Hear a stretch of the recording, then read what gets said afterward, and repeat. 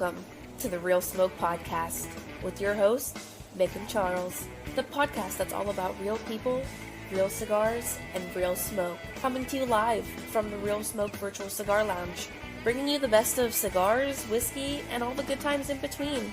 This is more than just a podcast, it's a community of cigar lovers.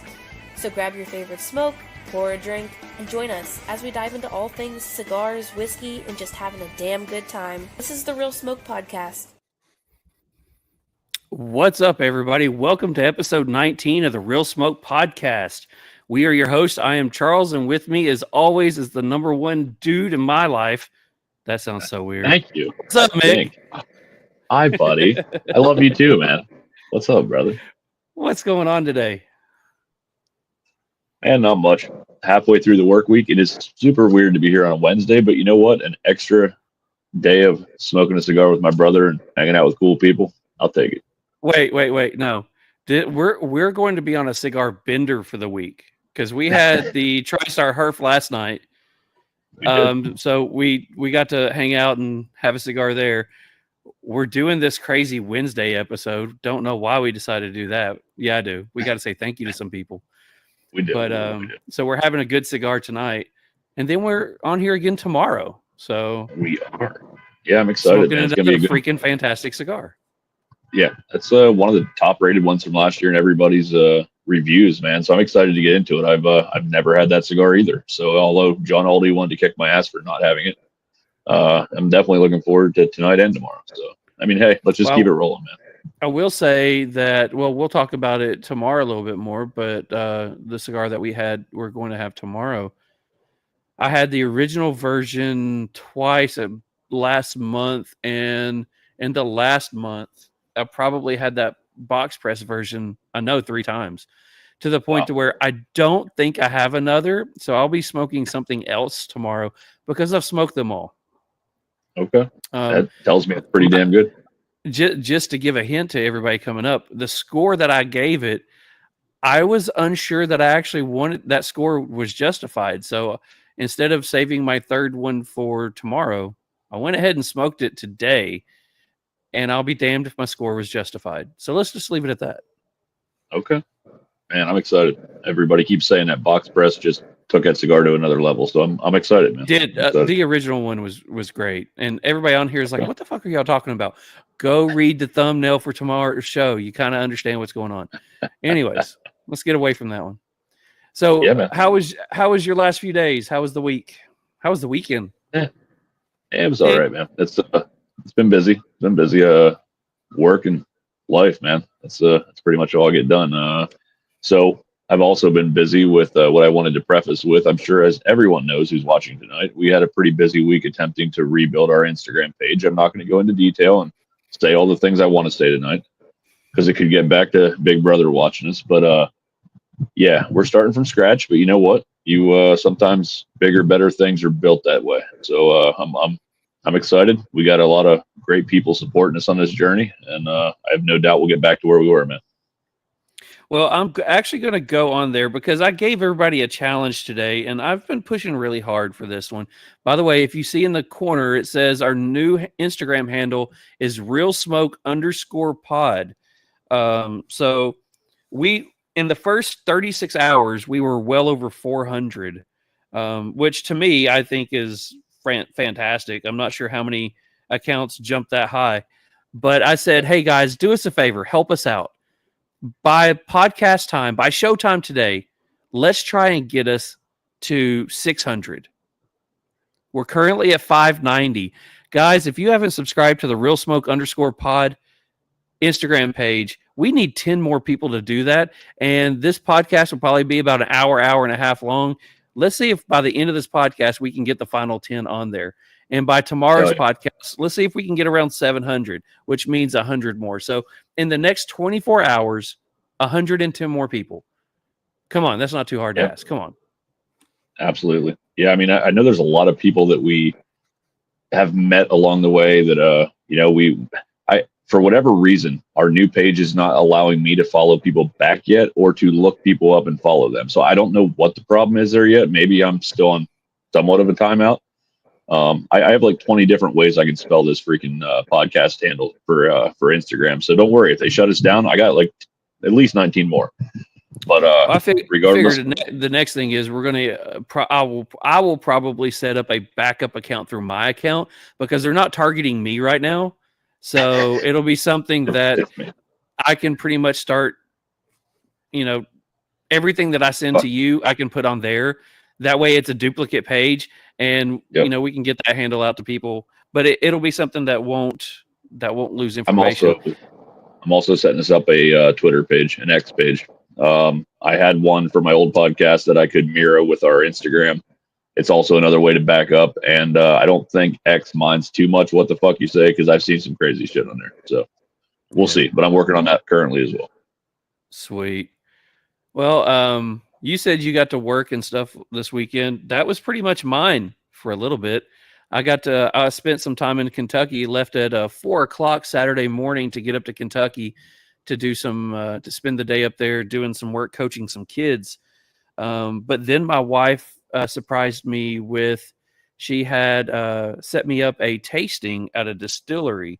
The distillery is right next to Wild Turkey. I mean, literally, you can see Wild Turkey from this distillery, but it's called Larrikin. It used to be, well, crap, I can't remember what they said they used to be, but Lawrenceburg Distilling Company. But they changed the name. The owner is from Australia, moved over here, joined our Navy, and retired from our Navy. So he's a veteran. He's really big into whiskey, and the whiskey's good. So after that, we did that, and then kind of went back to the hotel that day or later on, and she was like, "Hey, we're getting ready to leave." I was like, "Okay, let's go check out a different one." So we went and drove over by Buffalo Trace. It happens everybody's always hoping to get into Buffalo Trace on Blanton's Day. I got into Buffalo Trace on Blanton's Day. So all Blantons at $70 a piece. You know how many I bought? 0. 2. I have every one of them that I need. We have every letter. We have backups. Fuck it. Don't need any more. But we checked out a couple other distilleries, and as we was leaving Buffalo Trace, right across the road was this little one, and it's like, hey, I'm just going to pull over there. And it happened to be J. Mattingly whiskey. So we go in there, and it's this little bitty place, not much to think of. And they're like, hey, do you want to do a tasting? And I'm like, yeah, I've already had a lot of whiskey that day, so let's go ahead and do another one. Why not? I got a 4-hour trip, 4 distilleries, a lot of whiskey. Wow. So we go over there, and the lady, TT was her name. The lady was freaking amazing. But I have been to over 50 distilleries. This lady was the best tour giver that I've ever had. So Wow. TT with J. Mattingly Distillery, you're awesome. But we tried 5 or 6 of their normal samples, and she took us downstairs. Okay.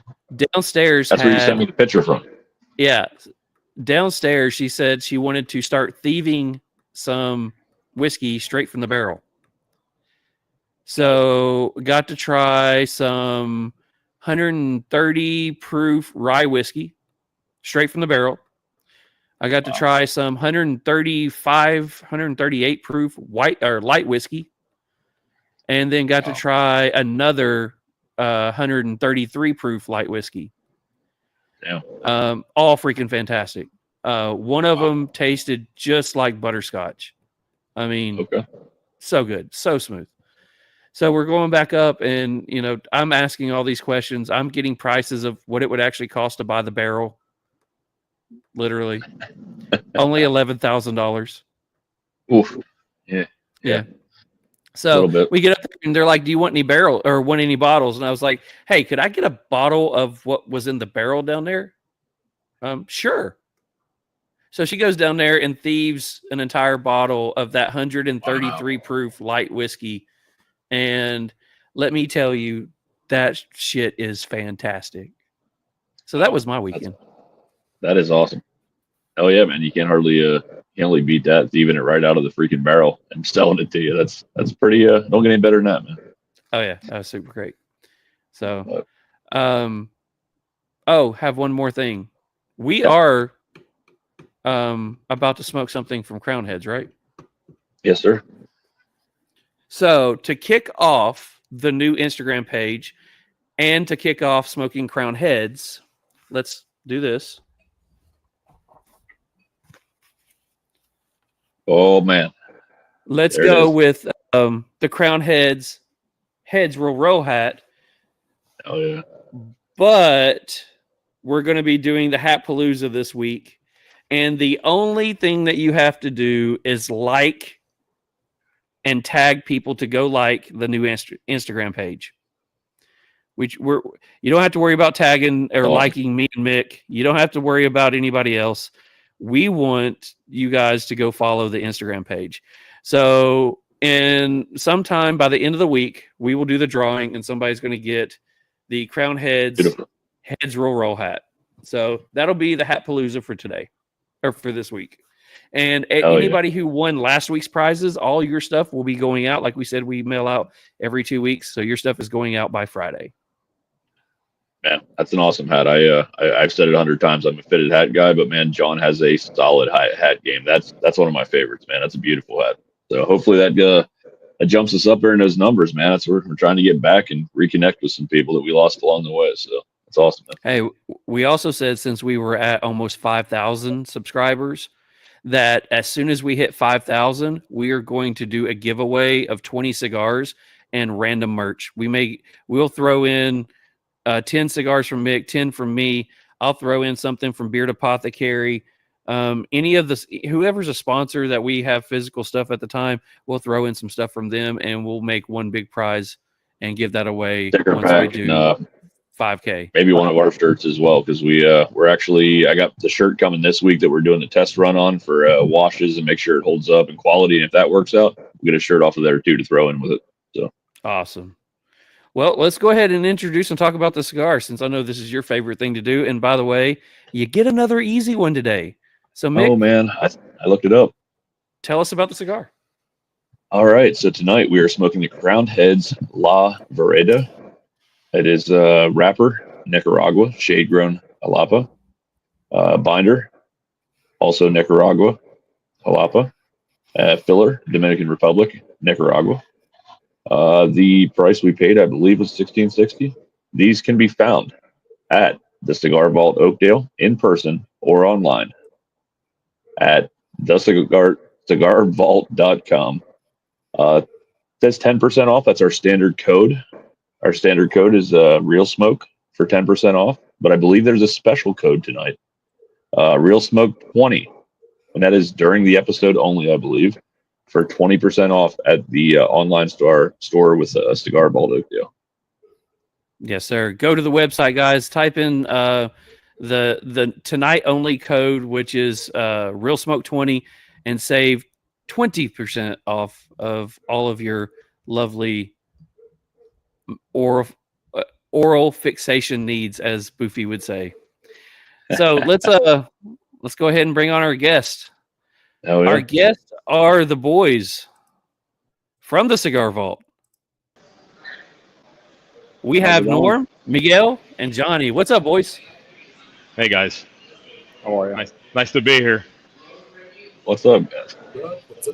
I'm taking my oral fixation on right now. There you go. Miguel, are you trying to sell us a timeshare? I won't threaten you with a good time. That's for sure.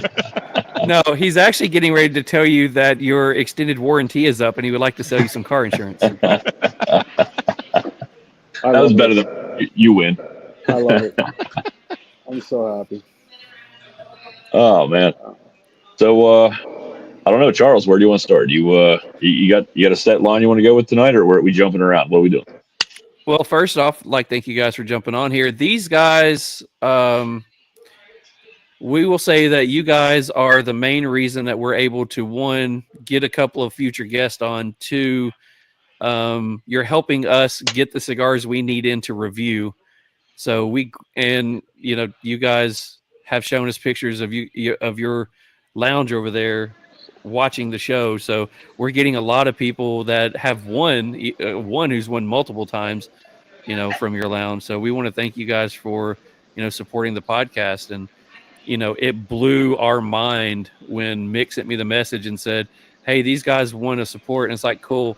We got a lot of people that say they want to support. And then he's like, no, they literally bought a Patreon to be a sponsor.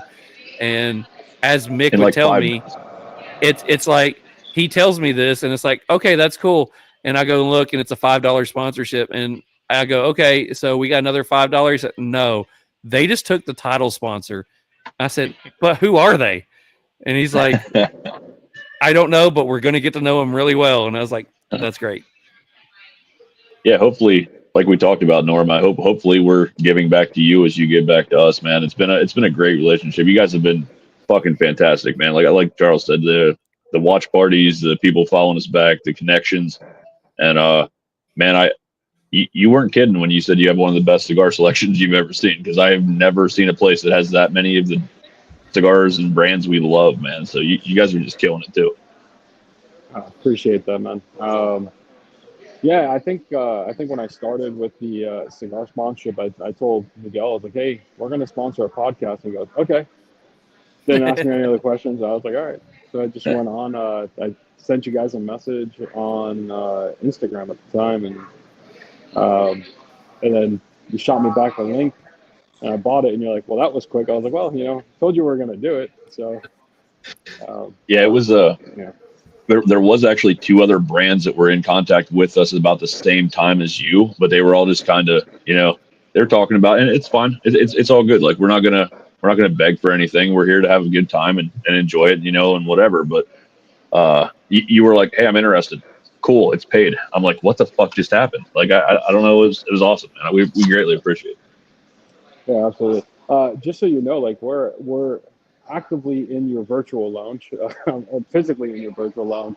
So our doors are open. So you're going to see like one of us disappear here and there to go help people. Actually, we're out in the back room over here. The only person still sitting was Miguel, because he was handling all the tech support phone calls for tax returns. So myself and Johnny were actually working the lounge while Miguel was sitting pretty. Nice. I wanted this seat so everybody could see the picture. I hate that picture. I hate that picture so much. That looks like the same picture that you see in every distillery of like the master distiller and whoever the lackey is standing there going, look, we have a glass of whiskey. Yeah. That's what it reminds me of. Yeah. I decided to go with the, let me see which side of my arm right here, the LED, Cigar Vault LED behind me and the vault door. I like that vault door. Yeah. Well, I will say that we're not the only ones that appreciate you. Our wives absolutely appreciate you, because 19 episodes ago, we'll say 20, because we were talking about this. We thought, Mick said, hey, let's do a podcast. And it's like, okay, it's cool. Let's do this. And then when we start getting everything together, it's like, hey, we're going to do, let's do a cigar review at the end of the episode. Okay, cool. Hey, let's do some prizes. Let's give out some stuff. And then next thing that we're not realizing that we find out is how much shipping costs, how much cigars are going to cost monthly, because I'm not going to smoke one cigar to review it, because the standards that I have through the other group that I review with, it's a minimum of 2. I try to do 3. So you got $12 to $15 per cigar times 3 to 4 weeks a month. So I know that when Mick's wife and my wife started looking at, what we were spending, they're like, something's got to change. So yeah, they are very glad that you guys jumped on board with us. Yeah. Plus, that's really good. Supporters for sure. At least they're tax deductions. Yeah. See, I told you, tax helpline right there. Oh yeah. No, we definitely appreciate it. I just one example. We decided to do that family and friends herf at the end of last season for the podcast, and we invited all like our biggest supporters and people that have helped us along the way. And we asked brand owners if they wanted to sponsor us, and we literally had like 3 brand owners in Charles, 20 minutes that jumped up and said, "Hey, we'll sponsor the show." But the first one, within like 5 minutes, was Blackbird, and Blackbird sent us the cigars for us to smoke during the herf, and it was freaking amazing. We had a great show. But me and Charles, neither one of us really thought about how much it would cost to send out 25 to 30 cigars. So that was the one where the wife was like, "What are you doing? This is supposed to be like twice a month." So that's a good time though. We have zero regrets, man. Yeah. We've all been there. Well, I will say that anybody who wants to put in any comments or things like that, I'm going to flash them up on the screen. If you've got questions, go ahead and ask it. Let's see. This one did come across. Said still only 10% on the code, but still a good deal. Type in RealSmoke20 to get 20% off. Our normal Real Smoke is for the 10%. That's an ongoing every day, all day. But RealSmoke20 should get you 20% off. Yep, I just verified it. You can see that. It's 20%. There it is. He's got it on there. Yep, RealSmoke20. Let's see. We got what's up, Norm? Mick. Hey, Johnny. that is Mr. Hiles. That's a sexy shirt, Norm. It's your face on it, buddy. It better be sexy. That's that's bunny droppings. Let's see if I can kind of show that. I need to get me one of them shirts. That's pretty sick. Charles and the Magical Hat Mystery Tour. That sounds a whole lot better than Hat Palooza. I like that. The Magical Hat Mystery Tour. It's like some Willy Wonka shit. I like it. Yeah, that's special. Let's see. Here for the shenanigans, kiss and hugs and belly rubs. Oh, yeah. All right, guys. So let's talk about the lounge. How did this get started? Did you guys know each other before the lounge started, or what happened? All three of us actually knew each other, but myself and Miguel have known each other since 1996. Is that about right? 1996. We went to high school together, and we were best friends in high school down in Miami, and we've been business partners in other endeavors. And after our last business, we sat there and we were on my patio, and we were sitting there smoking cigars, having the same type of conversation you guys were having about how much it costs to have cigars or ship cigars, etc. And Miguel was like, we need to find a way to turn this into a business and make it a tax deduction. And I was like, yeah, that's a great idea. And just so happened at the time, I had come back from a trip up to Massachusetts to visit some family, and my brother-in-law smokes, and I was in his Three Seasons room in the middle of winter in shorts and a t-shirt, 70 degrees, smoking a cigar, and I'm like, what the hell am I doing on my porch, like shivering next to a heater during the winter time? And it just kind of amplified it from there. So yeah, it took we go through like a big tub of propane like a week smoking out there in the winter. I remember those days. Yeah. And like just from there, we took us about a year to find a location, one that we liked, but more importantly, one that would allow us to have a cigar lounge in it, where the tenants weren't gonna come at us with a pitchfork. And when we got the place, we signed the lease and did the build out. And I want to say like probably 2 months before we opened, Johnny lived up in Buffalo. We're in Pittsburgh, and he hit me up and said, hey, I want to move to Pittsburgh. If I move to Pittsburgh, do you guys have a spot for me at the lounge? And I was like, damn, this is kind of like really match made in heaven, because I've known Johnny for years. Miguel's known Johnny for years. And like, we're opening in 2 months. Come on down. Literally, he uplifted his entire life in a matter of 4 weeks or whatever, and moved down to Pittsburgh with his wife. And we opened our doors, did a soft opening in August, and our grand opening was September 6th. So we're pretty brand new, 6 months old. So you guys literally started about the same time we started the podcast. Yep. Our doors open, yeah. We had our build out took the better part of the year. We had to gut the bank, so we took over a bank, and we had to gut the bank and and then kind of rebuild everything. Although we were peddling cigars out of Norm's basement for a good almost a month before we opened our doors. That sucked. That was bad. Fantastic. Let's just say our initial order, we miscued construction delays because we weren't expecting construction delays. So we had one, we knew it was going to come. And then I was like, all right, after that one, like we should be good to order. We ordered, and then we had like another 2 construction delays, and we had all of this inventory humidified in my basement. And I'm like, how are we gonna, like, what do we do with this? In Tupperdoors. In Tupperware, yeah. Miguel's like, oh, Wow. you better start shipping it. I'm like, what do you mean? So it was in my basement, right? So every order that would come in, I'd be going through like, I don't know, some guys that are probably on here were in my basement at one point and just saw Tupperware stacked up like almost up to the ceiling of my basement, and I'm trying to dig through them, and people like order a stick, and I'm trying to figure out where they're at. I'm tearing everything apart. Yeah, Like and I would message people and tell them what sticks to get, so I know Norm has to dig through them to find it. Yeah, It's fantastic. It was a great time. It was a great time. good business partner. It was That's just awesome. making sales, baby. It was just making sales. So how Now, did you go from Miami to Pittsburgh? Like you said, Miami. So like, what made you say, "Yep, Pittsburgh"? Was there a dart and a map involved, or you just you had family there? Or? It was a little bit of to that. figure out how the I was both of gonna you say, decided that you went to high school in Miami and was like, we're both going to Pittsburgh. Kind of.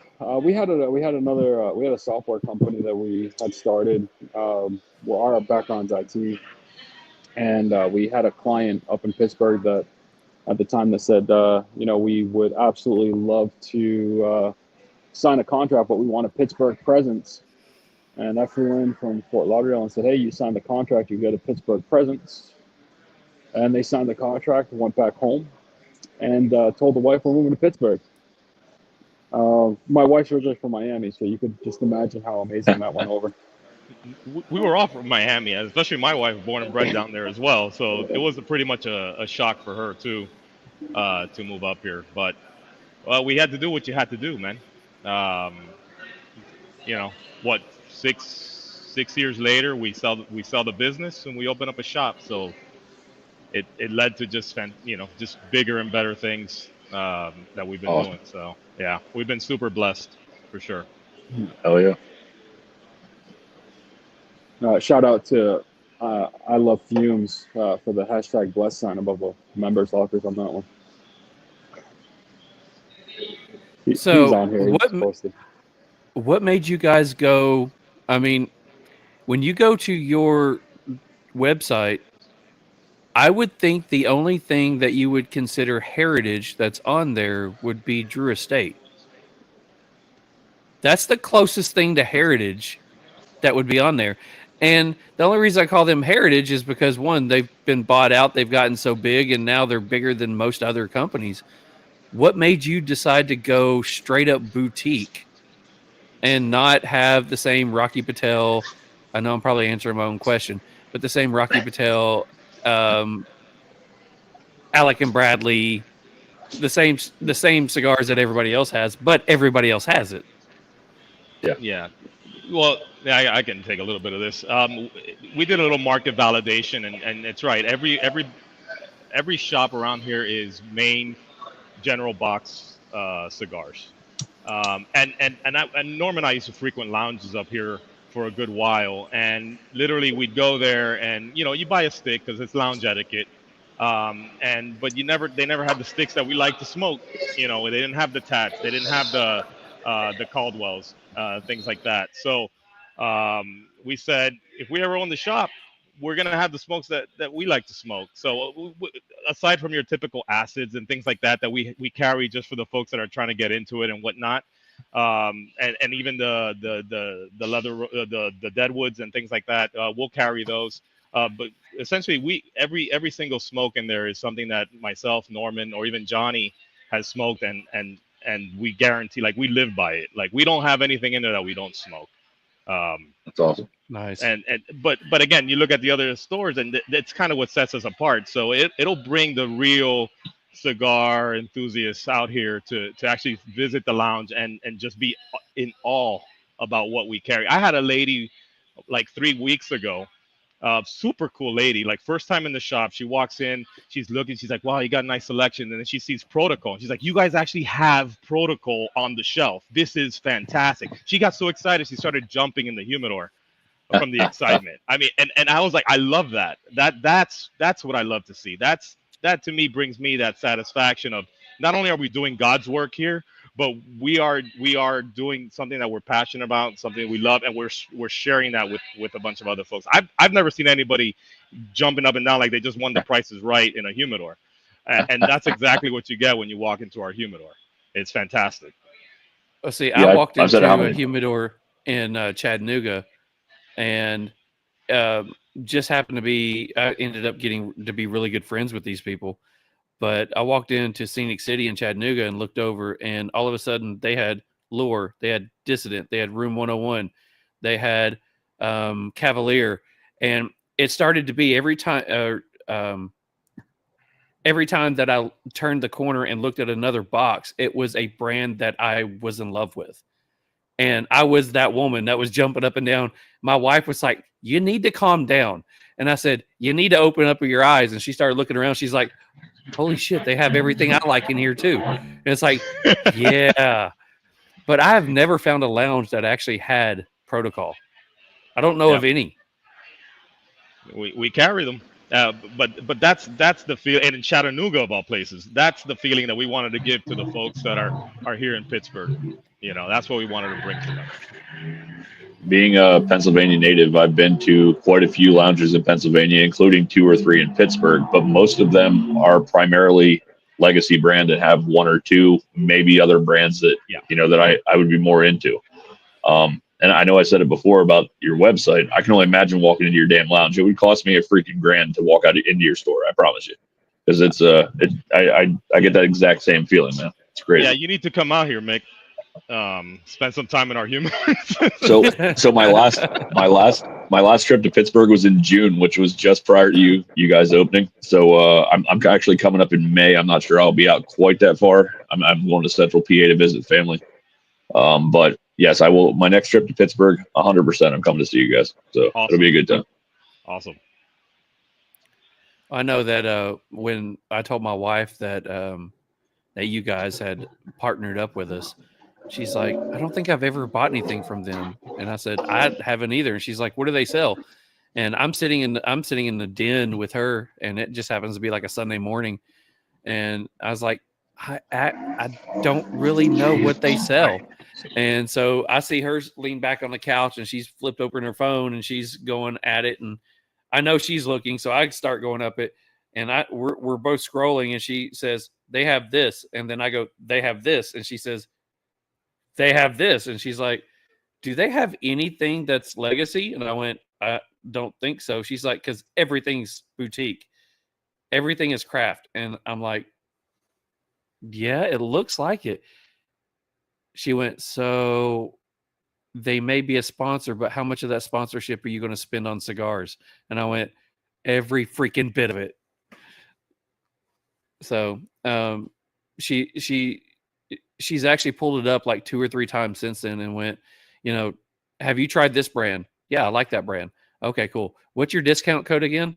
And it's like, it's this. She's like, okay, I'll be buying that for you. So, I mean, you guys have a shit ton. If anybody on here is interested in anything that is boutique and some of the brands that, you can't find anywhere else, they have it. Yeah, if you want, Charles, when you place an order, just put a note in, and we'll just send it back to you and just say, hey, congratulations on your lotto winnings. This is on us. Just completely hide it. There you go. We'll wipe proof it for you. We have done that for some folks that are in the doghouse for spending too much on cigars. I swear, honey, these were free. I won them in a raffle. We're a boutique shop that provides boutique services. So. Miguel supplies the cigar service. That's true. All right, so let's go into, Johnny, how he got involved. You said that he contacted you all and said, how did this happen again? Yeah, so so myself and Miguel are two of the co-founders of a cigar community called Dirty Ash, Okay. cigar community. And it was myself, Miguel, another gentleman by the name of Rocky, and Charlie, and then we have our two core anchors and Mike, Brandon and Julian, now new admin team, and we have a kind of a cigar club, and Johnny was in the club, so we all smoked with them for years. Like I've known Johnny for years, even before he was part of DAC. So on DAC, we openly talked about the fact that we were opening up a lounge. It's a great community. A lot of just like your TriStar community. You guys have people of all walks of life inside of it. So we had a lot of people in that community, and we would talk openly about the build process, like what we could do better, things like that. So Johnny knew about it, and I'll kind of let him sell it from his side, but he just hit me up when he found out we were opening up a lounge, and that's kind of how we connected on that. Yeah, I don't really know how to expand on that much more. I mean, he nailed it. I had gotten wind that they were opening a lounge, and this is so heavily what I'm getting into now. And I love Norm and Miguel. They're great guys. We came down, we talked about it with them. My wife's got a lot of family here in Pittsburgh. I couldn't wait to get out of Buffalo. But let's all admit that Pittsburgh is a huge improvement from Buffalo. Not to say anything bad to anybody that's in Buffalo, but just weather-wise, it's a great improvement down here. And I couldn't be happier to come down and work at this with these two guys. This place is amazing. It's everything that I stand for when it comes to cigars. So it was just it was the perfect fit. My wife wanted to be here. I wanted to be here. It's great. It works. It's probably like a heat wave for you too, because Buffalo is really cold in the winter. So I mean, honestly, just that few miles, man, it's got to make a difference. People think that it doesn't, but on average, this area is at least 10 to 15 degrees warmer than Buffalo. I've been to both, man. I agree. It's fucking cold in Buffalo most times. Yep, and a lot less snow. A lot. Yeah. Snow. Yeah. So what was the hardest transition going from Buffalo to Pittsburgh?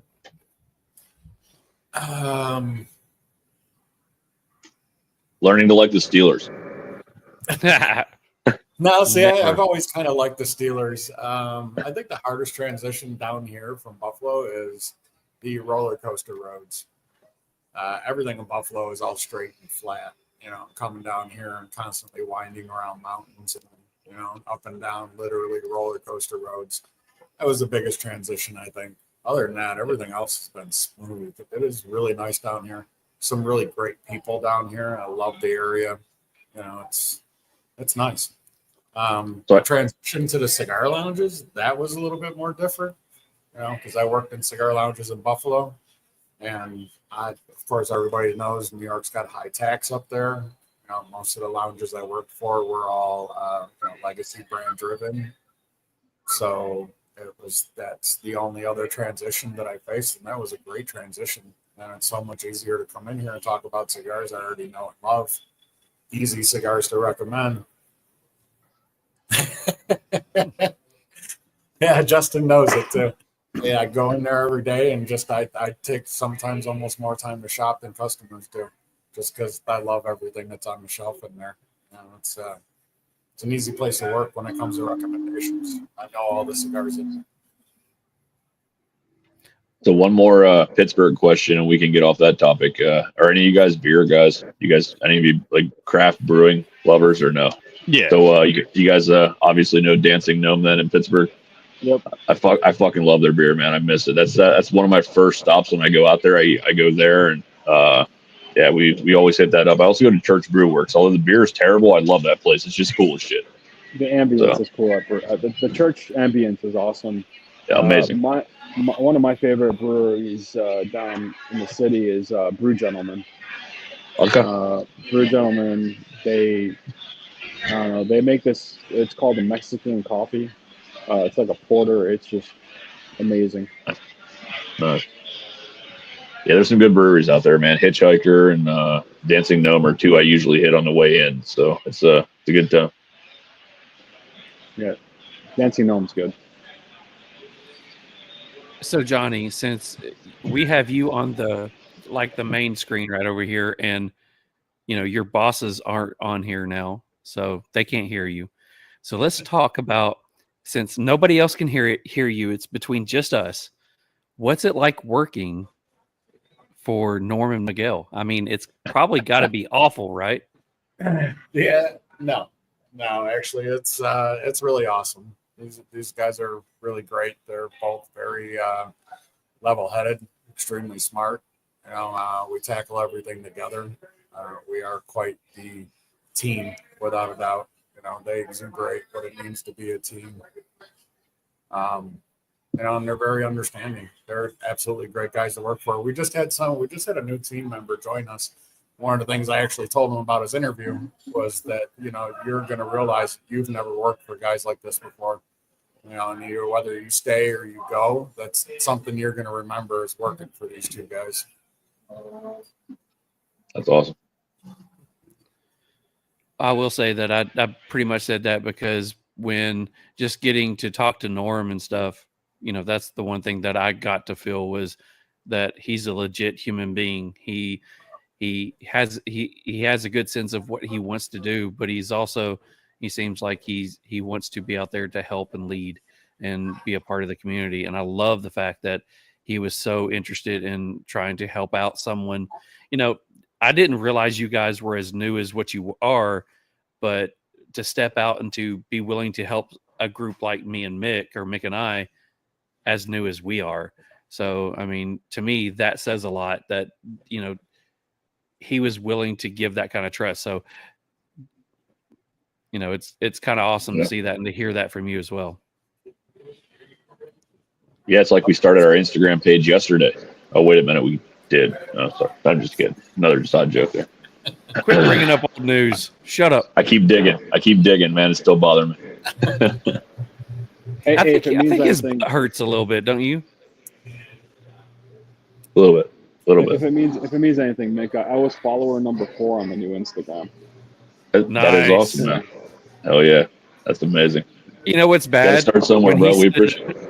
When he set it up, I think I was busy at work, and I think I was follower like 12. Slacking. I was slacking. So I don't know if this is on Charles' list of questions, but it's on mine, so I'm going to jump in here. Tell me about any of you guys, your gateway cigars. What was that one that you smoked when you were first becoming a real cigar smoker where you're like, fuck, this is it, man. There's another level to this. There's another layer to this fucking world. A real cigar smoker. I'm thinking of like Pinocchio. I'm a real boy. All right, that could have been worded a little better. My apologies. So you're talking about non-legacy brand, I guess? Yeah. Where you smoke maybe when you broke away from Swisher Sweets. So my biggest transition into boutique cigars was Stone Throne Crooked Crown. That's what did it for me. I wanted in a giveaway on Instagram, and it was sent to me. I smoked it, and I almost ate the nub when I was done with it. I had about that much left of it. I almost just popped it in my mouth. And it was one of the most delicious cigars I ever smoked. And that did it for me. I was in the deep end head first after that. Fell in love with boutique cigars. Oh yeah. Yeah. No, that's a loaded question for me. I mean, I would say the Crook of the Crown as well. Yeah, I'm gonna go with the Crook of the Crown only due to the fact that cigar. So that cigar is what got me introduced to Lee Marsh, owner of Stone Throne, and similar Johnny, I had a first production run, Crook of the Crown, and I had one, and I smoked it just like Johnny did, down to like I literally burned my fingers and probably my lips, and I reached out to Lee because I couldn't find him anywhere, and I reached out to Lee and I was like, Lee, Give me a list of all your retailers that carry this stick. I'm going to call every single one of them to find another one of these cigars. And it took me 6 months to find it. I was literally hunting every possible shop that was on his retailer list to get it. So I go with that cigar because that cigar literally sent me into a frenzy when I couldn't find it. And like anyone that's ever smoked boutiques, the hunt is half of the thrill of trying to find them. 100%. And so I'm gonna go with that. And if it's not that cigar, it's gonna be the Tatuaje Loki. All right. So the first, all good cigars. Yeah, the first cigar I ever nubbed was actually the Angel Share, and it was out in Vegas during with the TPE, Norm. Yeah, TPE. And that's the first cigar I ever smoked, because before that I was very big into the Cuban cigars from Miami, Cuban, born in Miami. So just in case anybody gets any ideas of collecting on the $750 bounty, I'm actually, born in Miami. So I would smoke a lot of the Cohibas and the Romeo and Julietas and things like that. As a kid, a Cuban kid, they don't give you pacifiers, they give you Cuban cigars. So I was always big into that. But my first boutique that I really, really enjoyed out of the boutique lines was actually the Yorktown Fleet. Yorktown Fleet was a phenomenal smoke, and that was the second cigar I ever nubbed. Was that one. And from there on, I've actually, since I've been on keto, my palate's kind of expanded. So I've actually been smoking Tats now. I've been smoking the Pastania. I've been going and branching out into other brands that to me, it's like a new experience right now. So I've been going into everything that we have in there. So awesome. Yeah.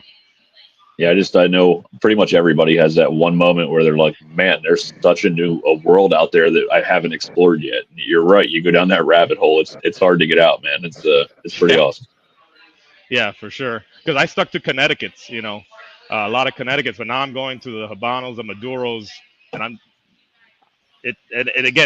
now they taste different, because when you go on keto, it kind of changes your palate as well for food. So it completely put my cigar palate on its head. So now I'm leaning more towards even the Crook is fantastic. So. Oh yeah, that's awesome, guys. He has to say the Crook's fantastic. Otherwise, he'll have two men that are much larger than him chasing him around a cigar lounge. It's a true story. Johnny can vouch for it. He might run faster, but we have a contain mechanism where football contains, and you gotta catch me, brother.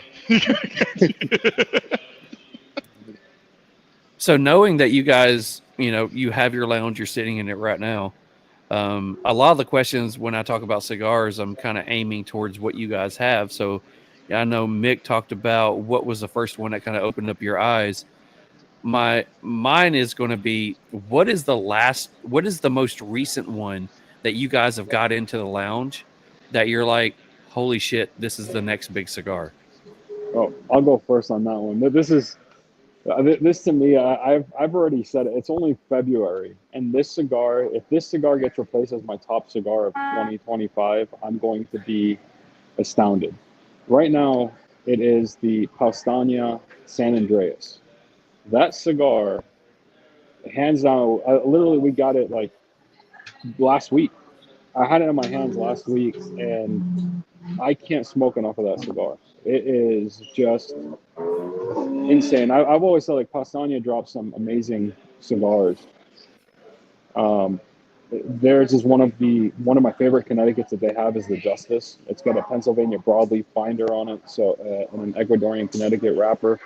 So it just eliminates the bitterness and adds some sweetness. But that Mexican San Andreas that they released is freaking incredible. Yep, I'm gonna have to say ditto on that. I'm gonna go with the same cigar. Wow. He's just killing it, and that cigar was absolutely delicious. I've had a bunch of their cigars, man, but obviously I haven't had that one yet. That's from what you guys are saying, I must need to find it. I don't know, man. That Definitely Cuba worth though.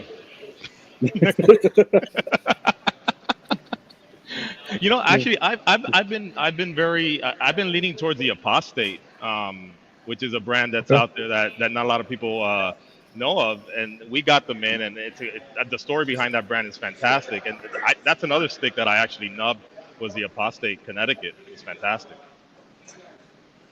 Okay. So let's go a little bit different with this one.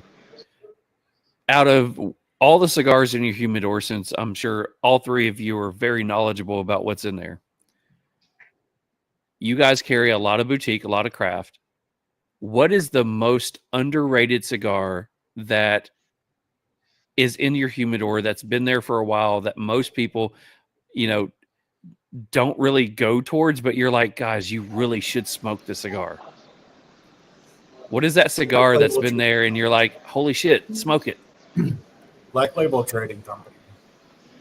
Anything from Black Label Trading Company. I mean, they just seem to be underrated, and if I turn somebody onto it, they immediately come back for more. I'm actually baffled by it. I mean, it's a great. All right, brand. Johnny, give us one. Give us it. Anybody who's watching who's going to use the 20% discount and they're going to get an underrated Black Label cigar, what are you going to tell them to go get? Because obviously, if they like Black Label, they like full-bodied, full strength. Yeah, the Super Deluxe. Okay. Black Label was one of my gateway cigars, man. Romacraft and Black Label were my two brands that really turned me around into craft boutique brands. So I think everybody kind of looks at Black Label Trading like everything is through the roof, when it's really not. I mean, the porcelain's fantastic. The Santa Great Muerte Connecticut. is fantastic. The royalty is amazing. You really can't go wrong with that brand. I think from my side, I'm gonna say two sticks. One of them, it's just unknown. It's not that it's underrated. It's just an unknown brand. There's only 4 retailers in the U.S. that carry it. We were the first one that grabbed it, and that's Alex Glez's line. The Alex Glez Natural and the Maduro are both equally very good. And then an unknown one that, or an underrated one that's out there, I'm gonna go with. It's really strange. It's the Boa Vita from Ocho Cinco. Okay. The Boa Vita from Ocho Cinco, it was made at the Picardo factory, which, if anyone's not familiar with that, that was the original Crown Heads factory where the Crown Heads were made. He made his at that factory. He's actually a really big cigar smoker. And the Maduro version, the Boa Vita, is actually a really, really good cigar. Underrated for a celebrity stick. Alex Glez, by far, is a cigar that our regulars now go through a lot of, but a lot of people online and that haven't been introduced to that line, I think, are pleasantly surprised when they get it. Alex Glez, I'll give you a little background on him. Alejandro Gonzalez. So anyone that was buying custom Cubans on the black market, custom rolls, and you used to get custom rolls by Alex, that was his line. He was the one that rolled the Michael Jordan, the MJ23, so it was a double Lancero. That was his cigar that he rolled for Michael Jordan. He left Cuba, went to Nicaragua, started a factory, and released. Really, it's just 2 cigars and 4 Vitolas. So he has a Maduro and a Natural, and they are absolutely incredible. Nice. Yeah, I was gonna say the AG as well. It blows my mind every time I smoke it because it smokes like a Cuban, even though it's Nicaraguan tobacco. But you get this, it's very subtle changes to the through each third of the cigar. But the other stick that I would say more for our walk-ins more than the online customers. Our walk-ins, I try to get them onto Black Label. We don't sell a lot of not Black Label, sorry, Blackbird. We don't sell a lot of Blackbird in person at the shop, and they're really, really good cigars. So I would say Blackbird. Well, see, Blackbird, there's a lot of shops that sell Blackbird, but they're they don't do the due diligence in smoking through the line and letting people know about it. Because to me, I think Blackbird is a very underrated cigar brand that people just don't give enough attention to. I know cigar lounges around here that got Blackbird in, but none of the people know. Even the lounge owners don't know anything about it. They're not willing to sit and to smoke through the line to educate their people about it. But you know, when I go talk to them, they're like, "What do you enjoy?" And one is like, "Hey, I enjoy the Rook, you know, whatever." And they're like, "Oh, okay. What's it taste like?" And I'm thinking, "It's in your lounge. Why don't you know?" So, you know, the Superb, the Superb was one of my favorite cigars. I love that one. I love the Crow. I would agree. Blackbird is, I think Blackbird is one that a lot of lounges have slept on for a long time. And I think it goes to that box press Crow is just unbelievable. Yeah, no, it's a good stick. I think the big thing that I think separates like a boutique lounge, right? Every cigar that comes in that door, every one of the employees, like, and I consider myself an employee, so I'm not just talking about Johnny. Like, all of us smoke every cigar that comes into that humidor. And before we bring in a brand, we get samples sent in. We each smoke it. We vote on it. Like, is it good? What do we get out of it, etc. And I think it's an important thing when you're I would say any shop, but I mean, especially as a boutique shop, when people come in and they want a Rocky Patel or they want an Alec Bradley Magic Toast or, ALR, whatever they want, we have to be able to get them from that flavor profile onto a boutique cigar. So it's important we know the flavors that are in that humidor. And real quick, I got to give a shout out to Nigel. I just saw his comment pop up on my screen, so I can't see the chat unless like Charlie highlights it to me. Nigel, I always say Nigel is my mentor. So everyone can have their own mentor, but Nigel is mine. Nigel was one of the people that when I first got into cigars and I started getting into the clubs and stuff like that, Nigel and I were a part of the same club. And I will say that if it wasn't for him, my eyes would have stayed in the Legacy brand. It was him that got me to branch out into all kinds of different cigars. It was him and talking to him getting me to try different things. So, I will credit my love for boutique cigars to Nigel. I mean, Nigel's an incredible human. He really is. I always say he's also not only an incredible human, but I always say like he's my mentor. I say it like jokingly, but I'm 100% serious with it because if you ever have any conversations with Nigel, the amount of words of wisdom that he can impart on you, on just life in general, are fantastic. He's got me every turn of the new year. I read this book that he recommends, or any type of reading material he sends me, I tend to pick up and read. Incredible human being, one of the most generous people I've ever gotten to know. 100%. And I always say that the best saying that he will ever tell people when you start in the boutique line, most people come in like, oh, I got a 25-count humidor. And the first thing Nigel will say is, you're going to get another one. Because the rabbit hole is deep. It's a big rabbit hole. It sure is.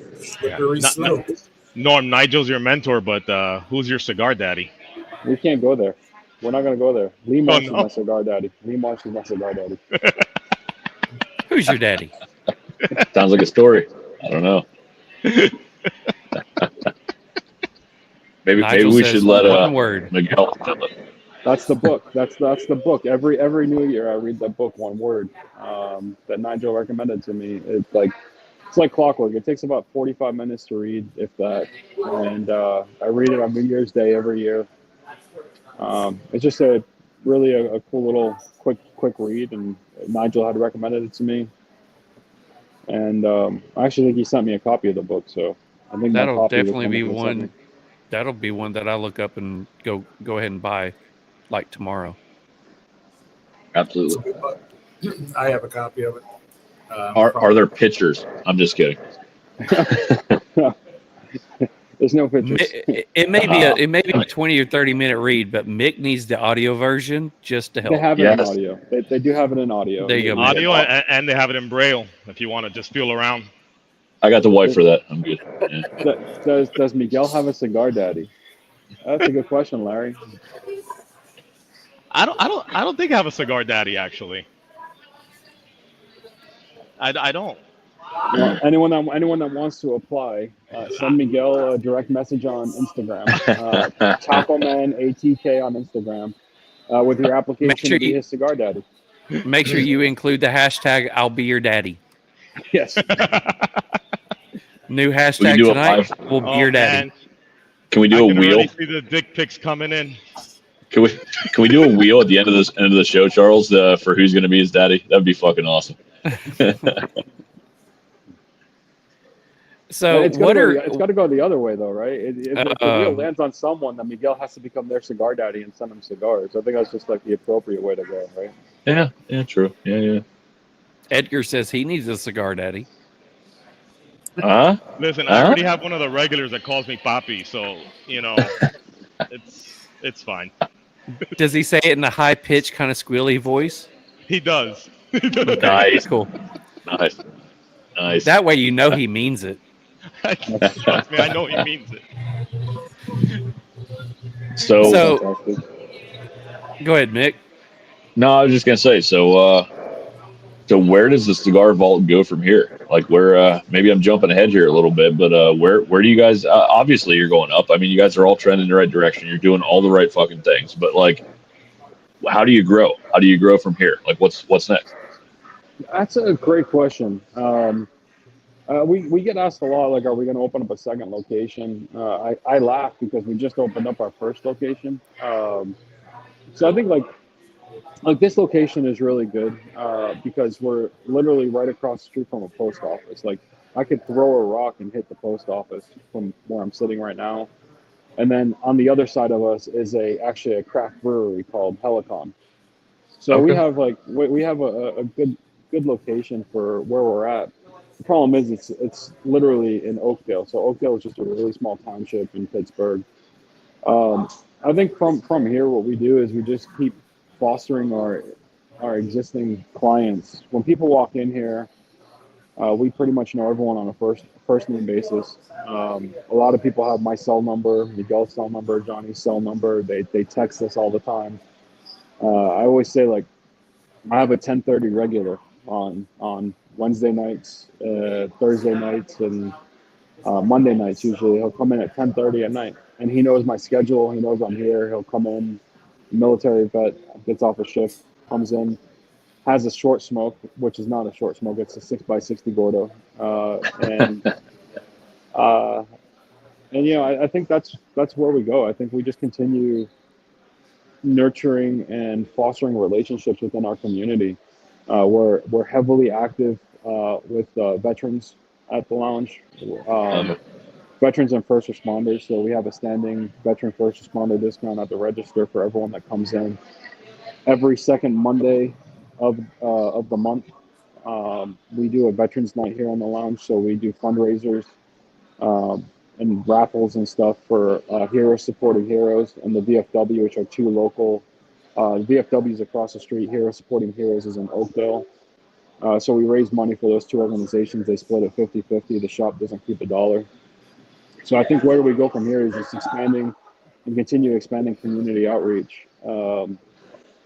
Helping out where we can, and just trying to make a better impact on those guys' lives. I have two veterans that are in the lounge right now in a corner, and every day they're like, "Hey, thanks for staying open." I'm like, "Man, I stay open because of what you did for us." I mean, hell yeah. I opened up a cigar lounge, but if it wasn't for you out there on the front lines, like, none of us can be here smoking a cigar and enjoying what it is that we enjoy. So we try to heavily give back as much as we can. We run a lot of different raffles and promotions to try to help those where we can. Not only through the cigar lounge, but even our cigar club. That's all we do. Our cigar club heavily gives back as well. to veterans. This year, I'm sorry, last year, because it rolled into this year. But last year at our grand opening in September, we launched our grand opening. We were, myself, Miguel, and the other founders of Dirty Ash went down to Nicaragua with Lee Marsh of Stolen Throne and Noel Rojas of Rojas Cigars. We blended our own cigar down there called Head of the Table. We released it.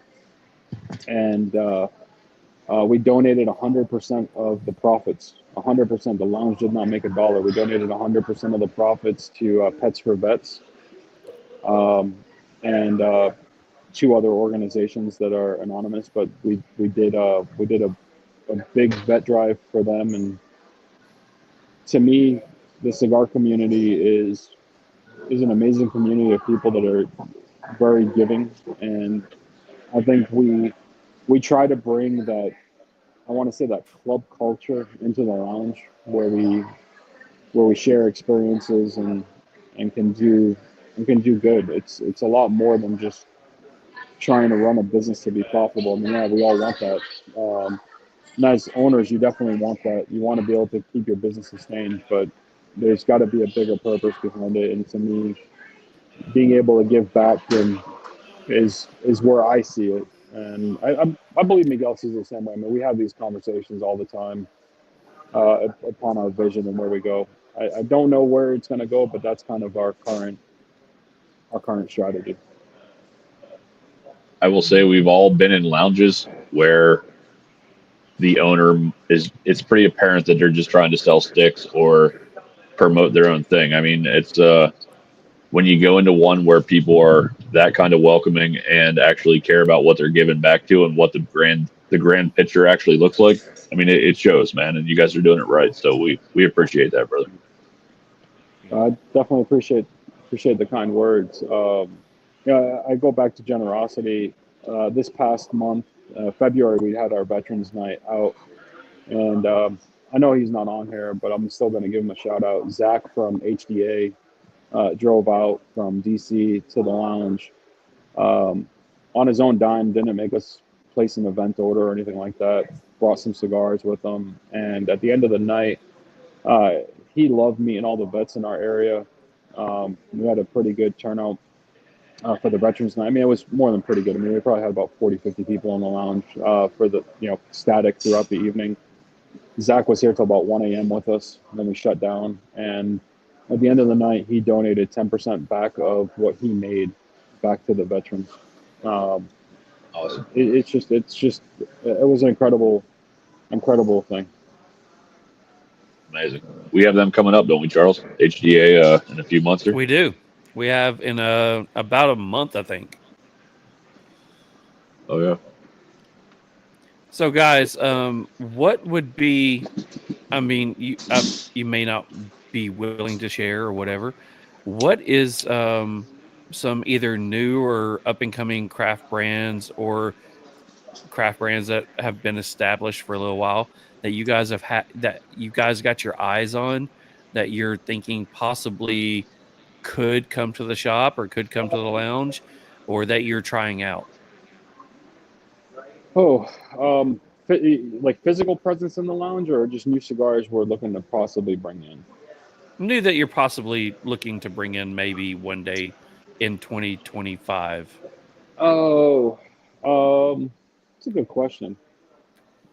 I don't know about any new brands per se that we're looking to bring in. I mean, we always try new things, and it's hard because like when you're boutique, you got to find that one. It's easy to bring in a boutique brand into a legacy store, but when you're bringing in a boutique brand into a boutique store, you have to find a niche that you currently aren't fulfilling, whether it's like a heavy Ometepe or Jalapa, or what blend is going to distinguish them from someone else on the shelf, because it can't just be the name, right? The name and the story goes so far. I think from a cigar perspective, I'm looking forward to the Castle 919 release that Stolen Throne is releasing. We got the Lure Escorwin. That was the latest Lure stick that just dropped. We got that in today, actually. I think a lot of stuff is going to kind of come out post-April after PCA when a lot of brands are going to be dropping some new things.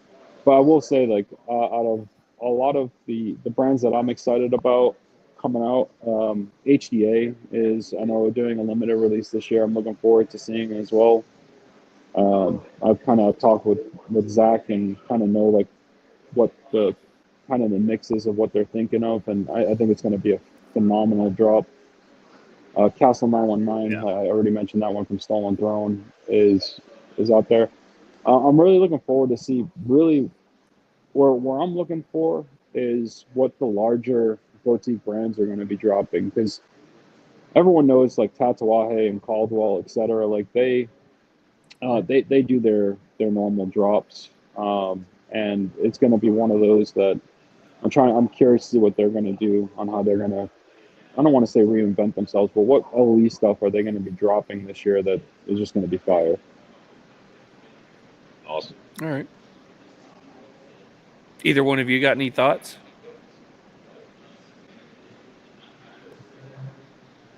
I don't think I heard the question. So He was cleaning. He was helping customers. Basically, Miguel just was said, taking text questions. is there any boutique brands that are out there that you guys maybe don't carry that you've kind of got your eyes on that you could possibly think that maybe may show up in the lounge in 2025, maybe 2026? Thinking hard. Look at that. I don't know if I that's only the know the smoke from the ones cigar or if that's smoke from thinking too hard. I think it's too hard. Actually, I'll turn that back to you, man.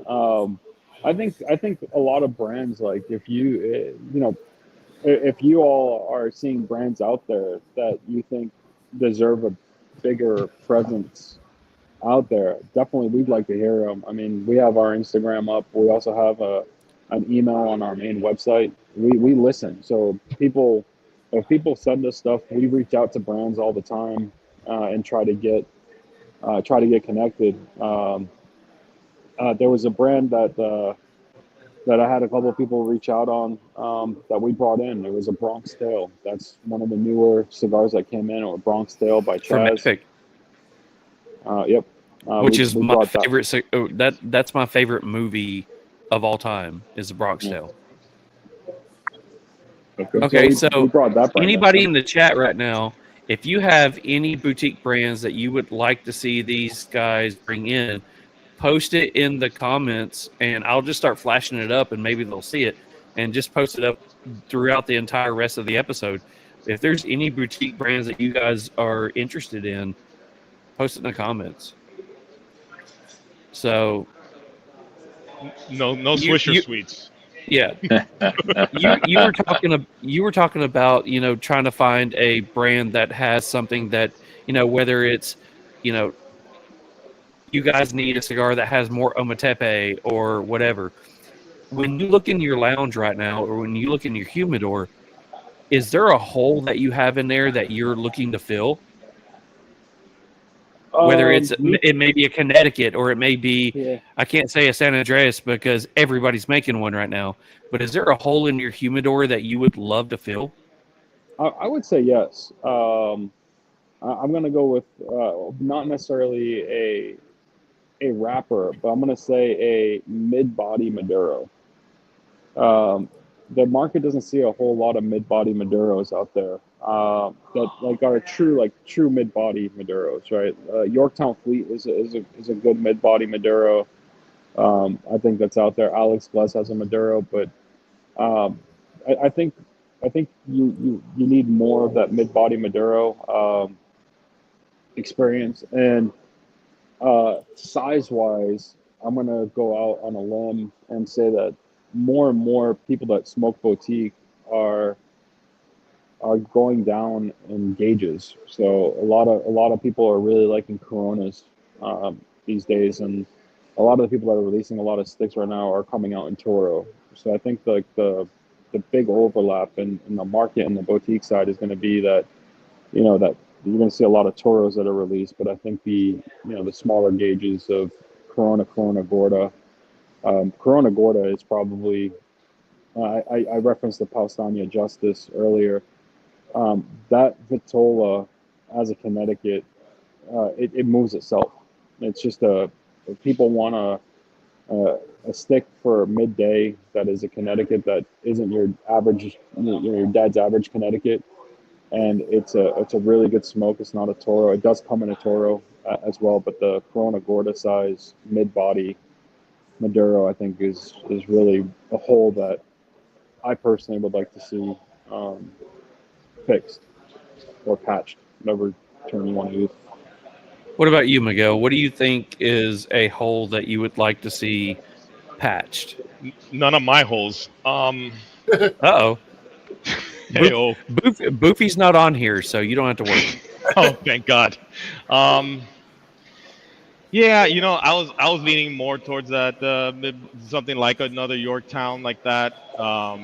Definitely the Vitolas. They are coming out more in Toros right now, and just echoing what Norm said, we're pretty much on the same page on that, because we got pretty much everything else. So, Johnny, what do you think? The only thing I think we could see more of in there are good flavored, a little more than mild Connecticut's. Yeah, a Connecticut with some substance. I think there's a really big hole in the humidor for that. I mean, it's being filled greatly right now by Pausania and the Justice, because I think it's just absolutely fantastic. But there's not a lot of great Connecticut offerings. Okay, so we have one on here said, Joe Lee says, thoughts on the Industry Killer by Sanj. Anybody had that one? I've had it. That's fantastic. What do you think about it? I actually like Sanj Patel, a lot of Sanj Patel's stuff. But that, I think, is my separate palette of, liking more of the Dominican side of things. Or I'm actually all over the place. I do love Nicaraguan as much as I love Dominican. He's put out some really great smokes. I've had the Industry Killer. I've had the Love and Passion, the regular black. The special ones he did for charity, the Oreo, those were absolutely fantastic. I think he just did another run of them for somebody else. Those were absolutely fantastic cigars. I've smoked a lot of Sanj Patel. He actually did one called the Butt Plug. I smoked that too. Very against my own will. No, it was a really fantastic cigar with a really crazy name, but it was definitely really good. So Sanj gave you a butt plug. Gotcha. Sanj didn't give it to me. Oh, okay. he administered it himself. Yeah. Self-administered. I like That's it. So have you had it, Miguel? What do you think? No, I've never had a butt plug. I fucking love this guy. Yeah. That is the clip of the night. Never had a good old-fashioned pegging either. Jesus, Marty. That's the I feel like.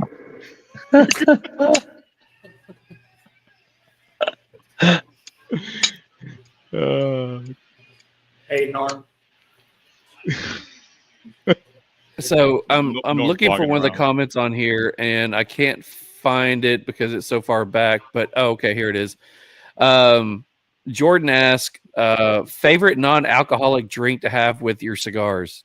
All right, so that's actually a real funny one because we went through this huge Fresca binge.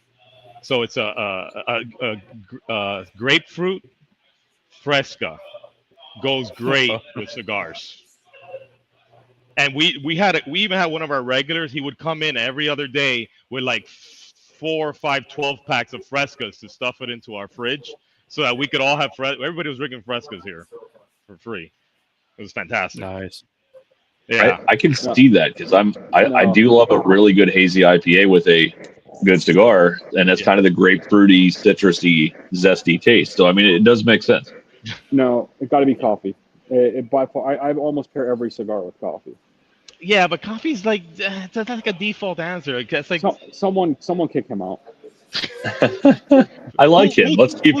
Who drinks a fucking Fresca, bro? We do. I don't drink Fresca with a cigar, but absolutely coffee. You're gonna tell me you didn't drink one Fresca with a cigar? I can't say I don't, but like it's not. Yeah. It's not. My go-to is a quad shot espresso. Okay, so we got to go back ahead. though real quick. We got to go back because Norm, you missed the whole butt plug segment. I just had to leave it there. I didn't miss it. You were in my earpiece the whole time. Oh, okay. No, the butt plug was in his ear the whole time. Trust me. Yeah. That's not where it goes, Norm. That's not where it goes. All right, so non-alcoholic drink. What is your favorite chocolate forward Maduro? I mean, it is heavily chocolate forward. Right now the Pastani Mexican San Andreas. Okay. It is. It's like a chocolate bar. Okay. I don't Miguel? know how else to say that. No, I like our chocolate bomb custom blend. That's the one I would smoke with that. So. All right, Johnny. I'm gonna duplicate Miguel's answer. It's an absolutely fantastic All cigar. right, so my favorite thing to pair with any chocolate forward Habano or Maduro, and I've tried to get everybody I can on this one, get a Fanta orange soda or pop in a glass bottle. Has to be in a glass bottle. Drink that with that. It's chocolate covered oranges all day long. One of the best pairings you'll ever have. I agree. He's had me do it. Yeah. All right, I'll try it. It's not coffee, Norm. I will try it. Hang on. I believe my wife is watching this show, so my wife now has the mission to go get me a Fanta glass bottle soda. All right, so go ahead, Mick. No, I was just gonna say, before I know we talked about doing a live walkthrough of the humidor at some point tonight. Is that on the agenda for tonight yet, or how are we looking? Does one of you got a way to walk us through? Yeah, I do. Okay, cool. I think so. Before we get into that one, okay, let's go ahead and do that. Oh no, I can wait. I'll just hold it right here.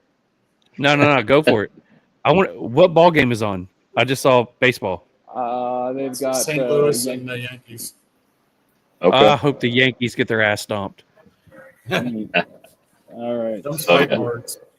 Yeah. So we are in the humidor.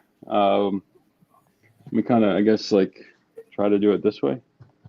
So we've got our Castagli selection right here. Black Label Trading.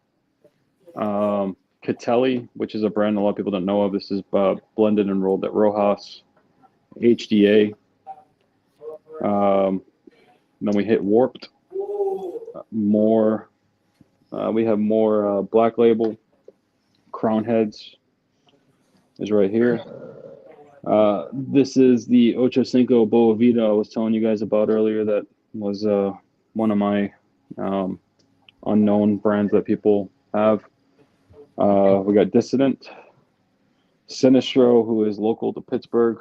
For Coleman is a local guy here. Okay. His business partner's out in California, but he's local. Sinistro is out in Pittsburgh. Yeah, one of the owners is. Yeah, he's wow. I didn't know that. Coleman's out of Pittsburgh. He stops in the shop all the time. Really cool guy. Then we've got that's the Pastania, Connecticut. I'm sorry, the San Andreas. That was on you guys about. That's awful dark to be a Connecticut. Yeah. Holy hell! This is the Justice we've been yapping about, the Corona Gorda. So we got Pastania up on this shelf over here. So they run the whole width of that wall right there. We got another re-up on SBC 2022s. They found some and sent me a message and said, "Do you want some?" I said, "Yes, I do." Then we've got Romacraft that comes across over here. We got Mastrons is in. The Cro-Mags are still in. Then we got Illusion all the way over here. The CG4, we actually still have that. This is a box coat of like 2022, I think. And then we've got down here, I'll try to get it all. That's all Tatuaje on those 2 shelves down there. Nice. Damn. Then on the other wall, we have Foundation up at the top. You can see that right there. That's all Foundation. Then this whole row right here, I'm going to try to give you a quick recap. This row right here is all Caldwell. Wow. So Holy that's shit. all Caldwell. We have the largest Caldwell selection on this side of the state. That's coming from Caldwell. That's not me saying that. They were the ones that told us that. You have the largest then- Caldwell section that I've seen in any local humidor that I have. Same. Then we got Big Sky right here. So all of the Big Sky collection is there. We've got the Emilio series here, Knuckle Sandwich from Espinosa. Then we've got your guy Lur right there, front and center. Oh, yeah. Lou. Where's that new and one that's at? Where's that new one at? Right there. That's right here. Guys, if you haven't had that brand new one from Lure, use the discount code RealSmoke20 to get 20% off and go get that Lure cigar. Holy hell, that one's good. Now, here's an interesting cigar I'm going to throw out there. I don't carry the entire line, but we do carry this one. This is it's 100% Italian made. It's air cured tobacco from Toscano, and it's typically they do a fire cured. We don't carry the fire cured. That will take over the entire humidor. Aroma wise, we do have our house blends. So these are the custom house rolls that Miguel was talking about earlier. These are the chocolate bombs he's talking about. Then we have our Corona Habano, our Shaggy. Who makes Foot, your house and then, blend? Rojas. Ah, there you go. Okay. Yep. Damn. Then we've got our Stolen Throne collection right there. That's all the Stolen Thrones. Still got 5-year anniversary Crook of the Crown. Then you start getting to like things like Trafficante. You carry so Trafficante? Yep, we pretty Nice. much. Mike is awesome.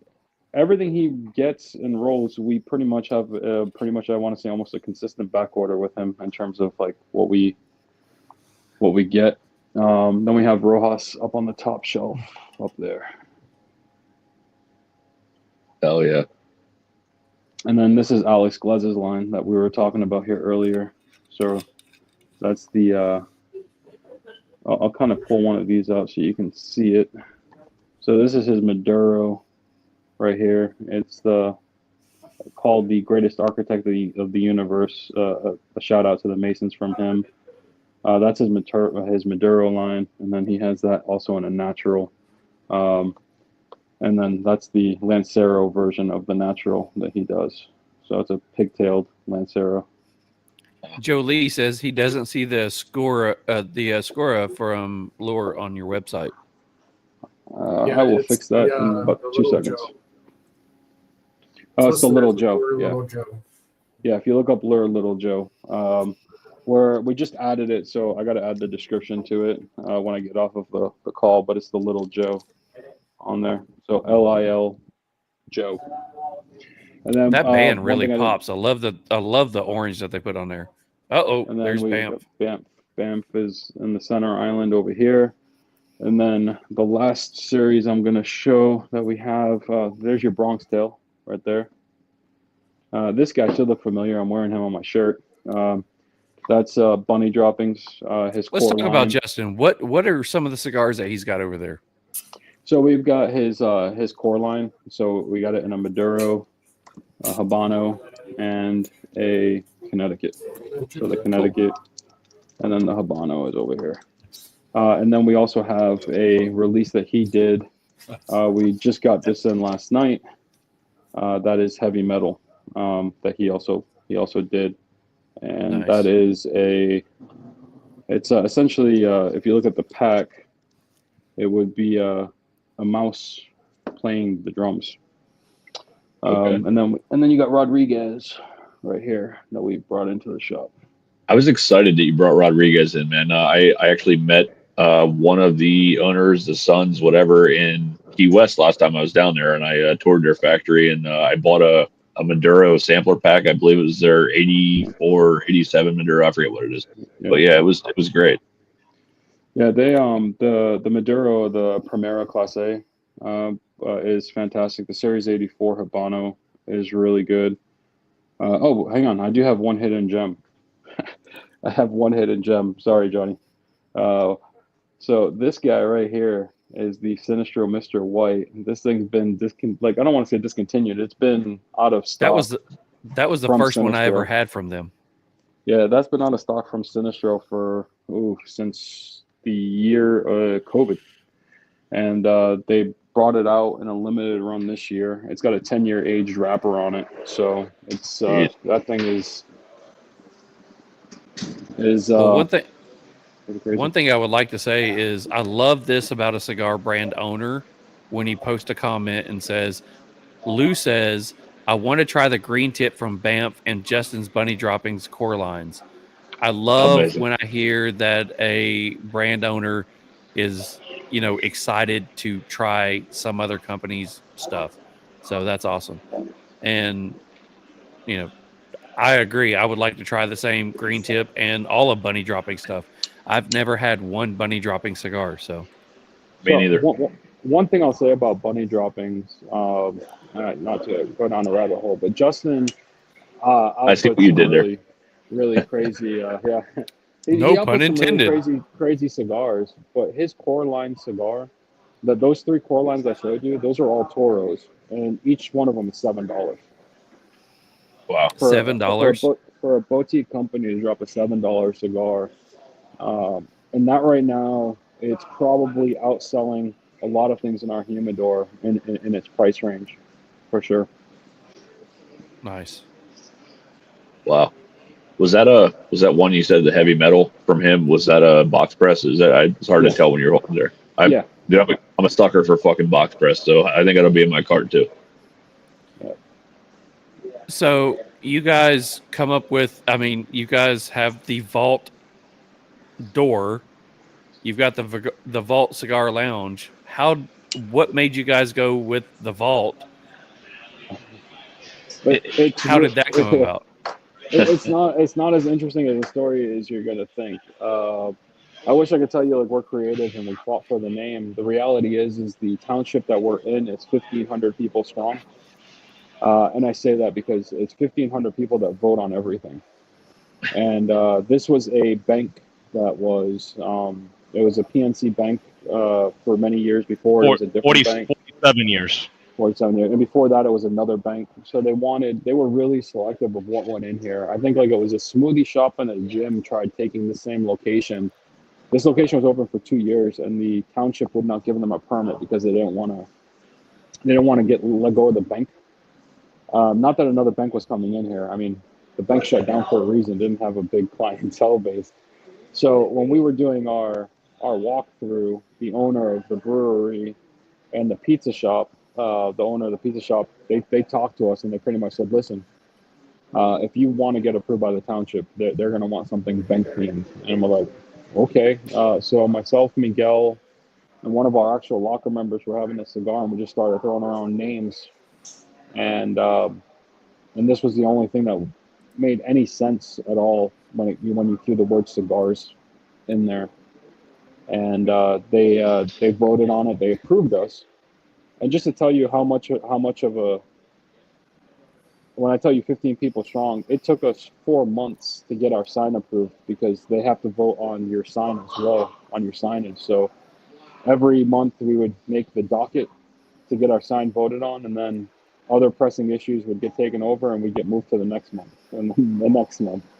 So we finally got our sign approved after like 4 or 5 months. Yeah, it was so like they literally vote on everything that goes into this town. Wow. So Jordan asked, there are so many other Cigar Vault stores out there. Are you affiliated with any of them? We are not, and that's why I said we're not creative at all in our naming process either. None of them are affiliated with each other except for 3 of them. 3 of them have an affiliation together, but all of the other ones are all independent of one another. It's just, I think there was a study that came out. It was like 190 cigar vaults in the U.S., but we're the only one with thecigarvault.com as our domain name. Love it. So Lou Love it. says that you named it that because the cigar love dungeon wasn't as inviting. We could only carry butt plugs. That's true. Yeah. If that was the name. Butt plugs only was already taken online. Butt plugs so only was. You were Yeah, that fucked. domain was taken. Nice. Man, I did not expect this to be a topic tonight, but it keeps coming full circle, man. It's great. That's karma. That is Miguel. We need to hang out and have a beer when I come out there, brother. Oh, definitely. Definitely. So the door that you have on your humidor, the vault door, is that a real door or is that made to look like a vault door? No, it's steel. It's a steel door, but we had it custom fabricated. Nice. Yeah. So when PNC left the building, they extracted the vault with them. So they weren't leaving the vault door behind. One way or another, they do. Sorry, I was answering the chat. Yes. I was laughing at the chat. I wasn't We're going on to the same read page. it. I just put it up there. I'm just saying. So really quickly, I know you showed us the humidor. From the pictures that I've seen and from what you showed us before, can you scan across and show us the lounge? Yeah. You know, if any of you guys are in their area and you stop in, this is the awesomeness that you're about to, step into.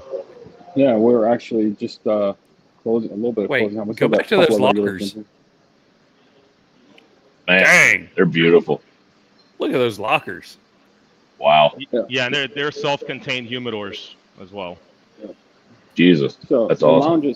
lounge itself, it's fairly big. We got a couple of regulars still in here, kind of hanging out. A lot of people. We had a couple of Hi, booths clear out while regulars. we were in here. Yeah. So we've got all of those are all tables over here, and then we have our kind of like semi-privacy booths, I would say. That's so awesome. this is what has been dubbed the pilot bay. We have a lot of pilots that kind of come in and they brought in their own artwork for the bay. That's the pilot bay. This is our sports themed bay over here. We've got some Steelers stuff up on the wall. We got Nice. Bettis's jersey. We got Clemente and Crosby. That's that one. Then this one is not yet done, but this is are going to be our bourbon and cigars bay. That's the That's real Cino. smoke bay. Darnell, they're staples in that bay, otherwise known as C Notes Bay. Every time he comes in, he sits in the same spot. And then we have the final area is what is kind of dubbed like the living room per se. So it's right there with the 85-inch TV, the couch, Nice. and It's beautiful, bro. and You guys did a hell of a job. I appreciate it, man. We have a really killer air system. We turn the air over just under 19 times an hour in the lounge. We got 7 full smoke eaters, 4 exhausts, 3 rabbit airs. Show them the coffee machine, Norm. The coffee machine. This is where. This is where 95% of the budget went. That's also a true statement, right there. So. The coffee station, we actually do. We have a commercial grade espresso machine with Miguel's freaking decaf coffee grinder. He made me order for the record because who the hell? Wait, what? Listen, man, don't even get me started on decaf this. coffee? Yeah, so that would be Miguel and this. It was for the blood pressure. I just say he's not trying hard enough.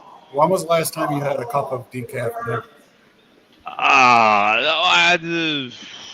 So we had to get a separate decaf grinder for decaf coffee lovers, so we don't contaminate the decaf with the caffeinated coffee. Our coffee that we get is from Drifting Drams, so we use Drifting Drams coffee. It's a small batch coffee out of husband and wife. He military vet as well. They do our coffee blends as well.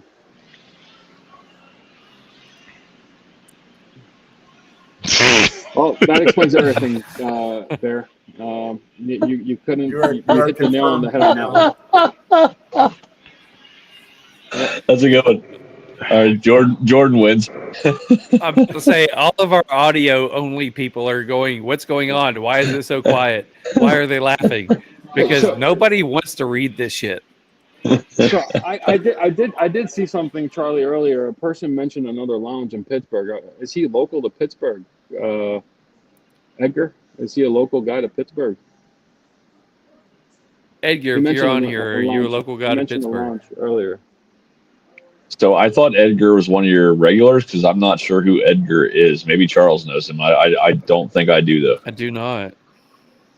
Yeah, so I thought you knew him. So I'm a little confused too. He might follow our Facebook, I'm not sure, or our Instagram.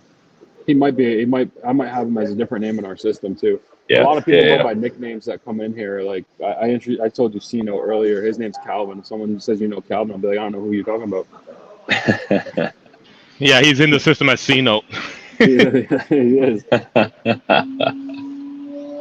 All right, so before, one of the things that we always do on here is hotbox questions. Before we go into that one, my last kind of question to you guys is this, and kind of think about it and see what you can come up with. We currently have a 20% off if you use the code RealSmoke20. I hope that anybody who's watching and anybody who's listening tonight can go and use that discount code. What is each one of you give me, since there's three of you, each one of you give me 3 cigars that you think would be a fantastic cigar that somebody should go purchase with that 20% off discount code. I'll go last. I keep going first, so I'm gonna go last. All right. So don't worry about what somebody else's palate is. What is your favorite cigar in the humidor that you're like, okay, guys, go pick up these 3 cigars? I would say the Crook of the Crown, the Rojas 10th anniversary, and I would like the HDA Veiled Mutiny would be my top 3. Nice. Johnny. All right, Johnny. Top 3. Huh? Give me 3. So, Doesn't have to be your top 3. Just give me three good ones. okay. So the Alex Bled's for sure. Which one? Either or, the natural or the Maduro. Any of them. Alex Bled's.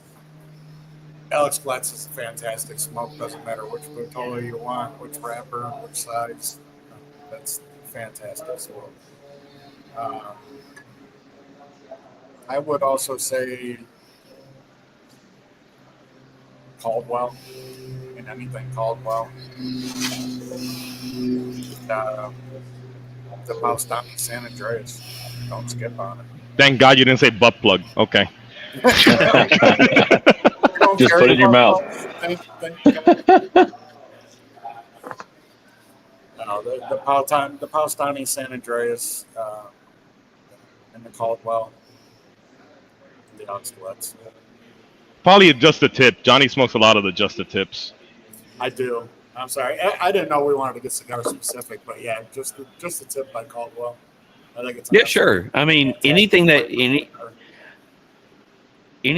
you can get somebody to turn on to, just whatever cigar that you're interested in. Yeah, just the tip of Caldwell for sure. Oh man, for me, huh? Shit, I only get 3. Okay, I'm gonna pick. Okay, give more than 3 bodies. I'm gonna give 3 different bodies of it for a great early morning smoke. For your standard Connecticut, I'm gonna go with Mr. Desaflorado from Sinistro. If you've never had that cigar, it's got a Desaflorado wrapper on it. It's a twice grown wrapper. It's a fantastic stick. I would highly suggest that one. For like a early morning cigar. Then from there, I would go with our custom house blend Corona Habano, which is it's a phenomenal smoke. I know a lot of people on here that are watching this have smoked it as well, especially from DAC. A lot of those guys have gotten it. Those are two incredible smokes, and that's like more of that mid-body stick. And then for a full body, I'm gonna go Crook of the Crown. The Pastania Mexican San Andreas, or if I want to stay on theme with the Crown Heads, I'm gonna go with the Coronetta. Which one, Heads Habano, is, Maduro? Maduro. Yeah.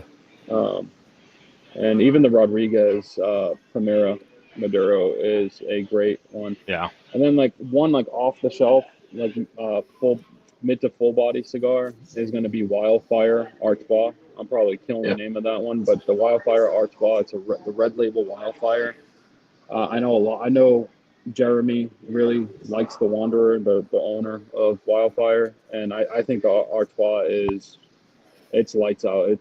I've never had anyone smoke that cigar and tell me like, wow, I don't like it. It's a really good cigar. Nice. So, Mick, before we jump into hotbox questions, do you have any other questions that you want to ask? And I think we covered it. You guys are just killing it, and No shit. we're just proud to have you on here, man. And it's your fucking selection is unbelievable. If anyone listening has not checked out their damn website yet, you're gonna get lost for about 2 hours when you do, and it's unbelievable, man. So yeah, no, I think we covered it, man. It was great. You guys are awesome. All right, so before we jump into that, got to take care of some business. Here we go.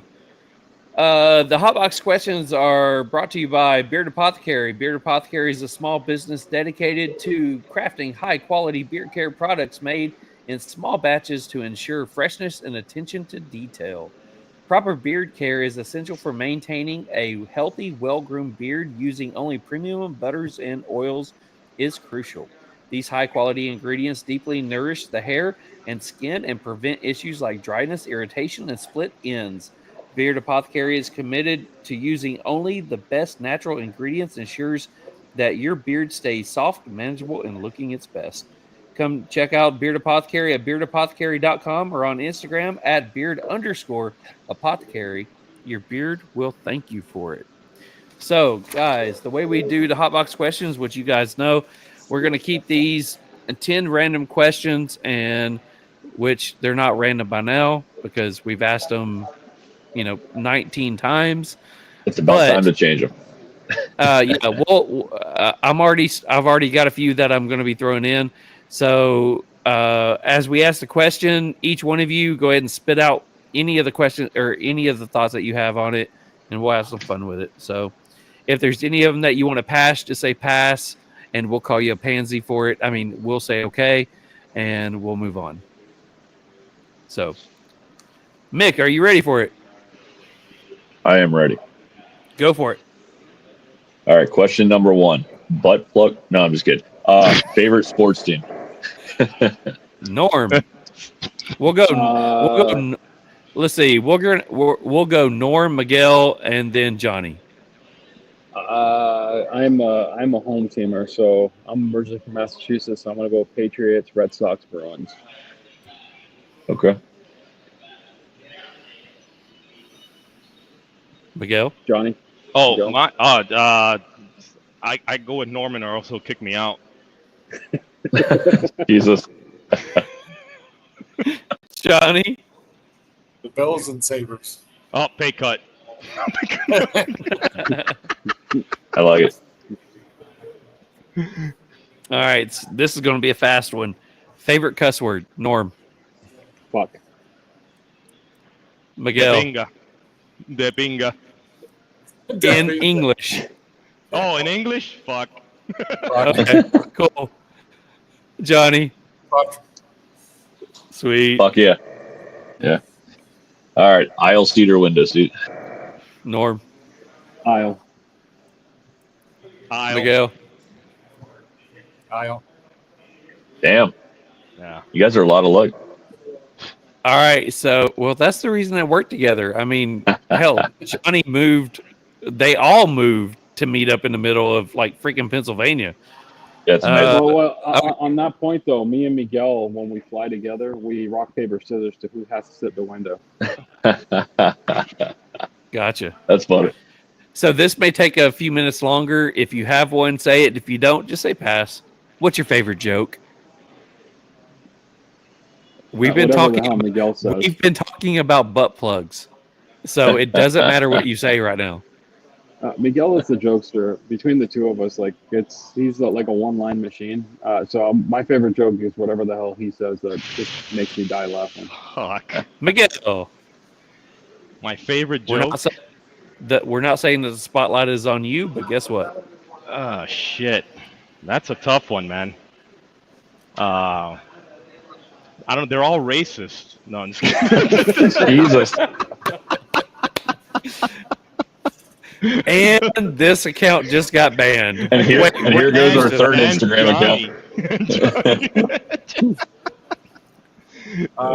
Favorite joke. What's the difference between weed and pussy? If you can smell weed from across the room, that means it's good. Oh. Hell yeah.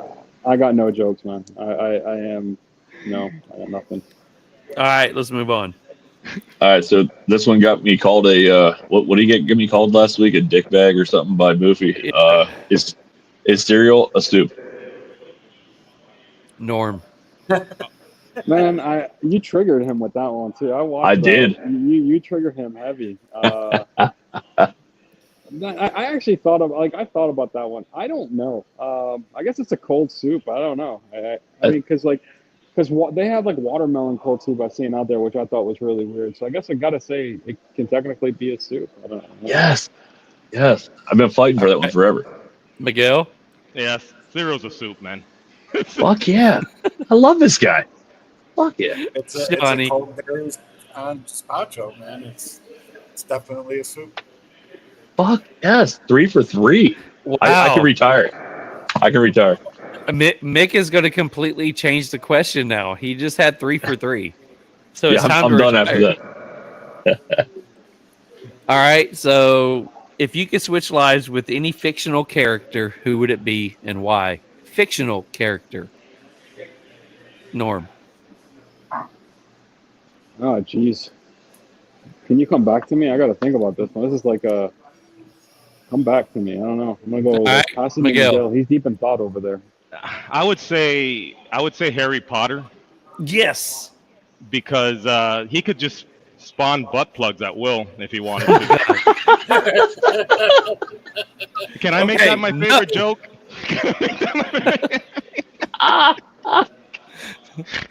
And moving on, Johnny. Favorite fictional character? Who would I be? I'm gonna say the Incredible Hulk because nice smash.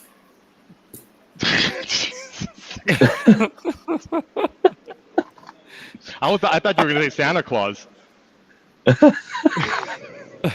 That's He's not fictional. What are you talking about? Oh, my bad. What Charlie said. All right, Norm. Oh man, I don't have anything as cool as Miguel or Johnny. I'm just gonna go from one of the actors from Office Space because I really want to beat the shit out of a printer with a baseball bat. Yes. Okay. Great movie. Can we make it the Dymo printer? Because I want to get in on that. It was just what was on the top of my mind, Johnny. That's beautiful. All right, so this kind of ties in, but what superpower would you want and why? Norm.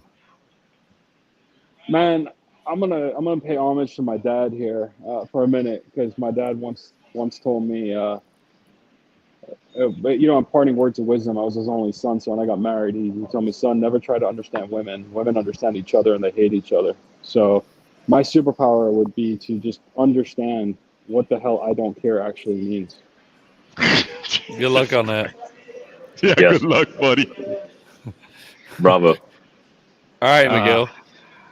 I would say flying. I love flying. I love aviation. So I would say flying. Hell yeah. Johnny? Super strength. I'm gonna stick with the Hulk theme. Smash. Super strength, baby. Smash. Smash. Hell All yeah. right. So, what special skill or talent do you have that most people don't know that your wife doesn't say you have? I mean, that last part was not part of it, but what special skill or talent do you have that most people don't know about? Nor I have Miguel knows, so I can't say most people would. I have a really crazy ability to That thing you do with your tongue? yeah, that I have a really crazy ability to kind of like separate things in my head in terms of like I don't even know. Miguel words it He's better. a master at compartmentalizing. Yeah, thank you. There you go. That's probably one of the biggest things. Yeah. Yeah. all right. So Miguel? my special skill or talent that not many people know about is actually I have prophetic dreams sometimes. So I can remember all my dreams that I've ever had since the time I was 6 years old to last night. That's actually really true. It's Yeah. it's That is crazy airy too. crazy. He had, but like his dreams are like he'll call me up and will tell me about shit, and it would be like something that happened to me like the night before. And I'll be like, "What the fuck, dude? Do you have like a camera in my house or something?" And I have a camera in Norm's house. Yeah. His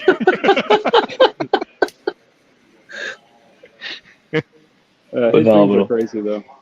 But I do have I have perfect dreams. I remember my dreams better than I do my waking life. So wow. And a lot of the dreams that I've had have actually come to pass. So Wow. Oh, wow. Yeah. That's All right. that sounds like a whole nother topic for another evening. It really does. All right, so question number. Hold on. Oh, sorry, we Johnny. almost skipped. You almost skipped Johnny. My bad. Special skill or technique. It involves butt plug. Talent, not technique. We don't want to know about your technique. Sorry. Yeah. Sorry. How many? It's that thing you do with the prostate. Jesus. So I've actually been known to be a bit of a lighter savant. You bring me a broken lighter, it's not working or ain't working right. I can usually turn it around without it having to be sent in. Okay. Nice. Sweet. I could use you at times, man. I got like 4 broken ones that suck. Send them to me, man. I have a I'll lot. hook you up. He is the fire whisperer. The fire Nice. whisper. All right, so would you rather accidentally send a nude to your mom or your boss? My mom, by far. Yeah. Okay. And Johnny, it better be your mom, dude. I don't want to. I'm just gonna throw that out there. Can I pick both?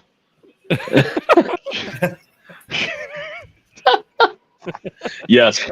Winner. Okay. Pick both. And you win. All right, Johnny.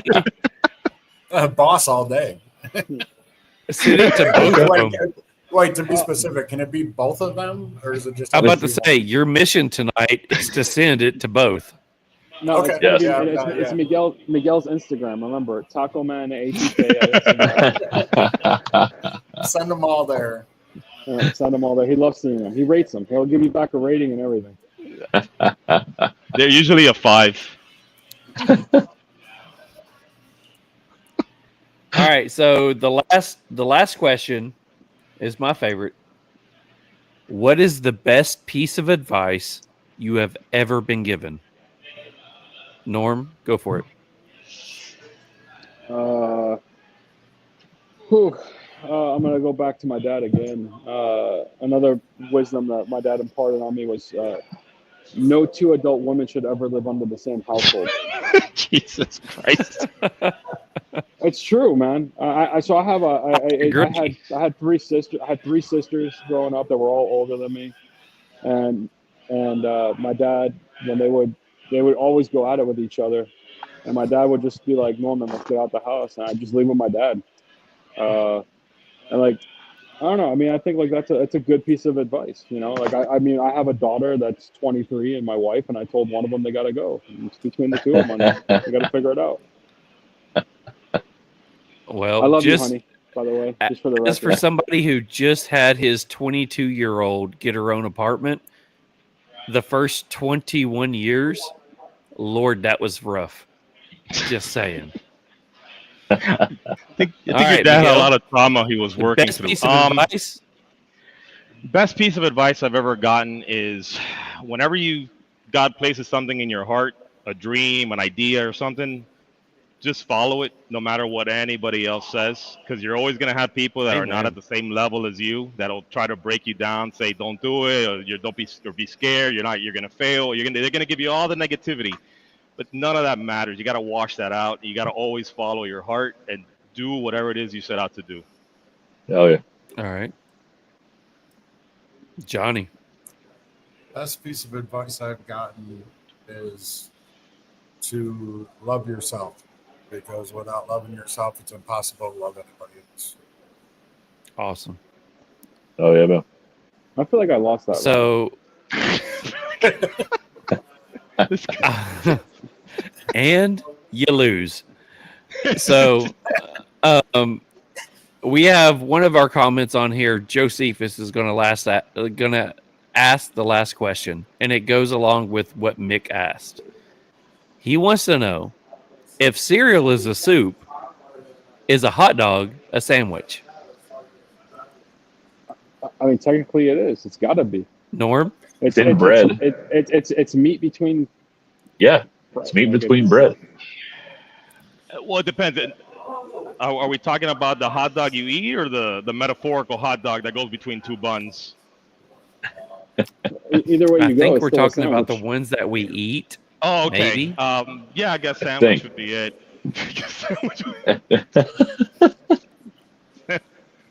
Sandwich it is. We're right, probably losing viewers by the minute here. Actually, we're gaining viewers, which is sad. So, guys, go ahead and type in the comments on YouTube. Go ahead and type in hashtag RealSmoke. The guys over here at the Cigar Vault we are splitting up our giveaway between tonight and tomorrow. So tonight we are giving away a $25 gift card to the Cigar Vault. So go ahead and make sure you get your stuff in there right now, because I'm about to go ahead and do that. I know some of you, it's going to kick off for just a second so we can do this, but go ahead and type that stuff in. Let's see. Let's go ahead.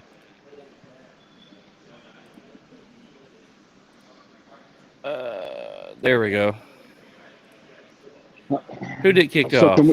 can we call an audible? Can we just still give 2 gift cards tonight and still do 1 tomorrow? Brother, we can do whatever you want because it is your show. So if you want to do 2 tonight, we can do 2 tonight. So we will draw 2 tonight. Let me grab my pen and Let's make do that change. We'll make here. 1 an apology. We'll make that one is Miguel's apology for all of his bad jokes. Yeah. Guys, do us a favor. If your name gets called, you have to be in here live to let us know. We're going to ask you for your Instagram handle, and then we're going to ask you to send us a message. That way we can get a bunch of information from you. That way we can get you linked up with the Cigar Vault. So we have the first one given away. Let's go ahead and draw that one. We got some names in there, and the first one is going to go to... Dun, dun, dun.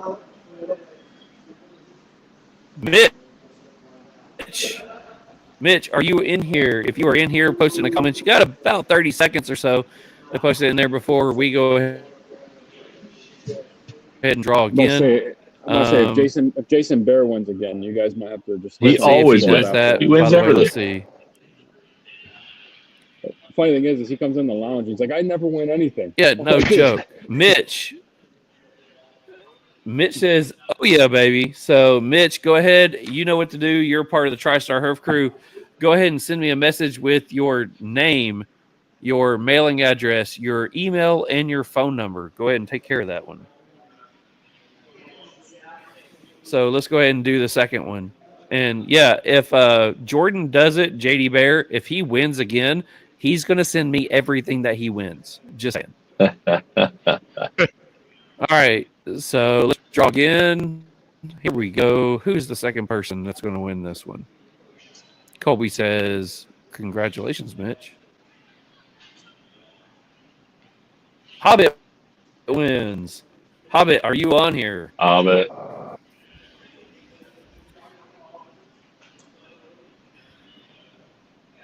Come on, Hobbit. Mitch wants to know if you need the name of his firstborn as well. If you want. I mean, if we'll you give want, them your cigars. yeah.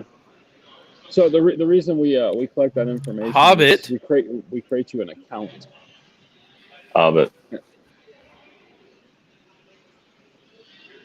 Hobbit says, "Hell yeah, Very he's nice. on here." So Hobbit, the same thing. Do me a favor. I know you are on Instagram because I follow you.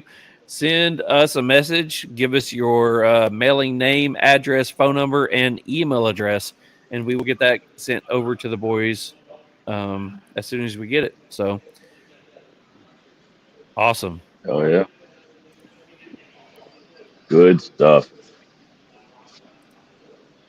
So I will say this, guys, absolutely appreciate everything that you guys keep doing for us.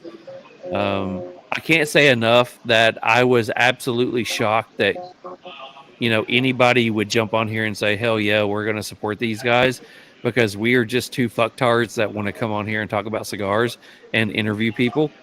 So you guys gave us a shot and said, hey, we'll support the crap that they're going to do. So yeah, shenanigans every week, man. And we are truly blessed, man, with people like you guys in the cigar community. And I know I've said it 100 times, but not only do you have the fucking most amazing selection, like you guys are just great human beings, and we enjoy having you on our team, man, and just fucking supporting us along the way. So thank you from the bottom of my heart, for real. Yeah. And if I could just do a shout out to the real heroes, which is our wives, that basically support us and allow us to do these shenanigans. Hell yeah. Much love and much appreciation to them. So absolutely. I will say 100%. If it wasn't for Mick's wife and my wife, because me and Mick joke all the time that me and Mick are the same person, just in two different bodies. Very close. Our wives are pretty much the same thing. And if they didn't agree to this, there's no way in hell that we would be doing this, because it would be too much work to try to fight it. So, I talk to Charles more than I talk to my wife most evenings, because we're trying to plan stuff out for the next week and for the next month and for whatever we're doing. And anyway, but luckily our wives do like each other, so they kind of bitch about us at the same time too. So they actually, I shouldn't say they like each other, they love each other. They hit it off the first time good. So, but no, we're pretty blessed, man. But that's a great point. We are all pretty blessed. Yeah. So I will leave it up to one of you to go ahead and we still have a shit ton of people on here. This is the most that we probably had on here at one time. Let's see, real quick. Let's see. If you address the package to Bruce to Omatip, okay, go away. Anyways, that's funny. That's funny shit. Oompa Loompa, they make it a Hobbit. Okay, gotcha. I started reading that and was like, hey, that's a legitimate question. And then it was like, oh shit, it's coming from Rob. Right Never mind. There's still a bunch of people on here. And so whoever wants to take over, go ahead and drop in, how they can reach you.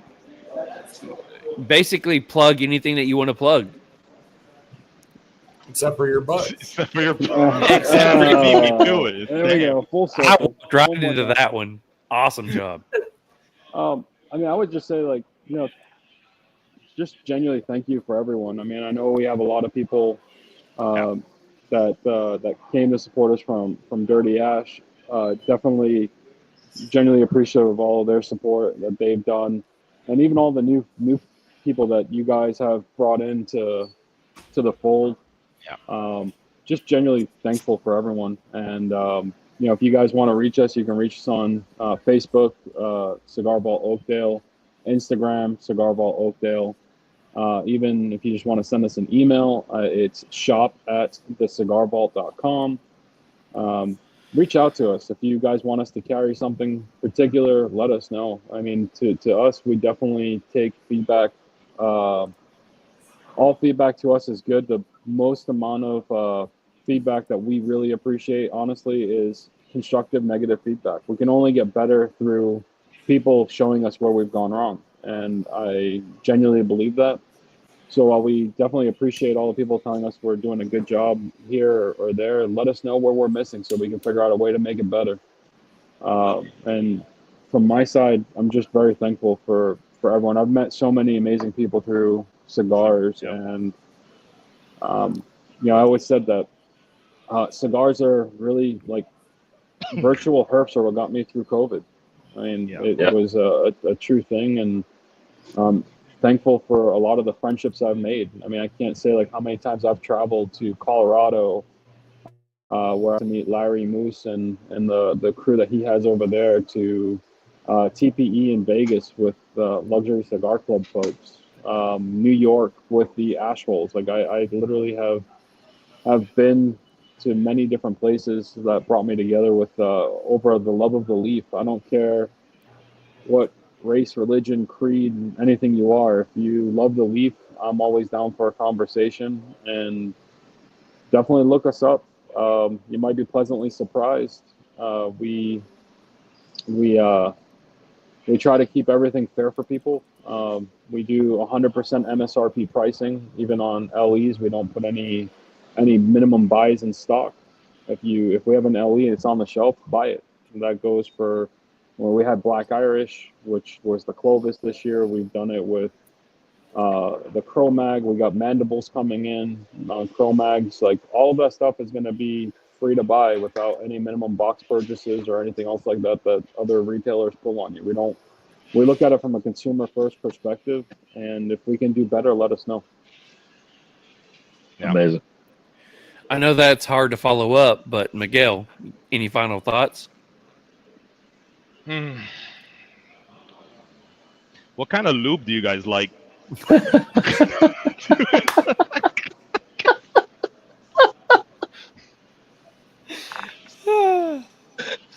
So, Johnny, any final thoughts? I'd just like to say to everybody listening to support your vets. There's lots of charities out there that you can give to. Just do it as much as possible, man. They're the reason why we're all still here. So, support your vets. Yeah.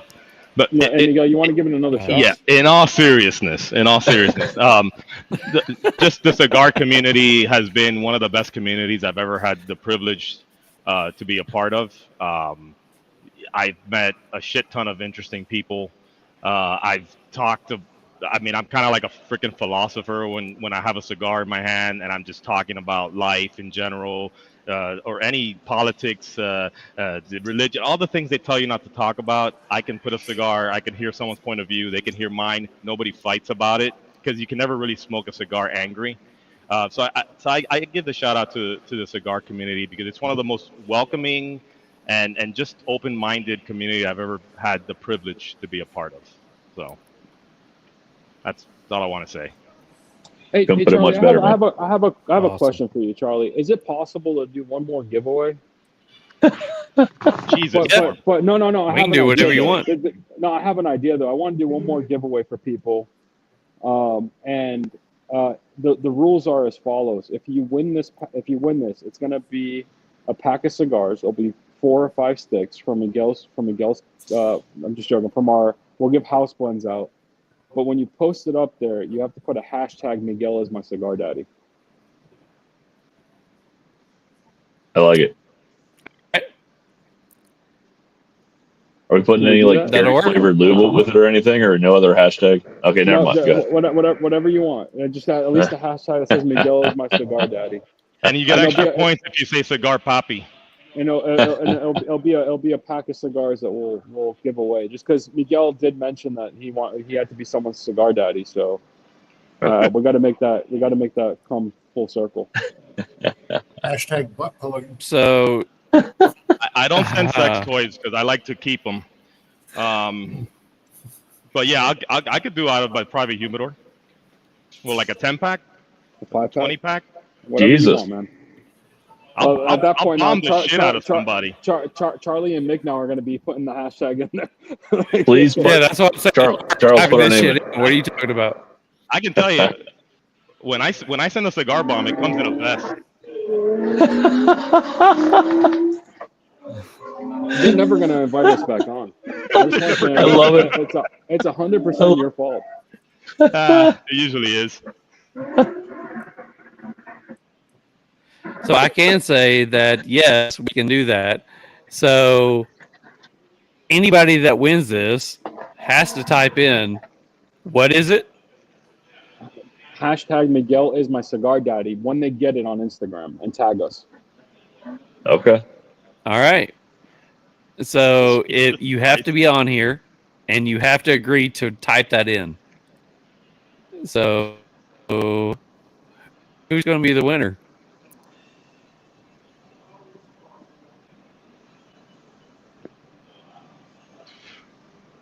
So All right, Colby, are you on I'm here? daddy now. And do you agree to do what has been asked?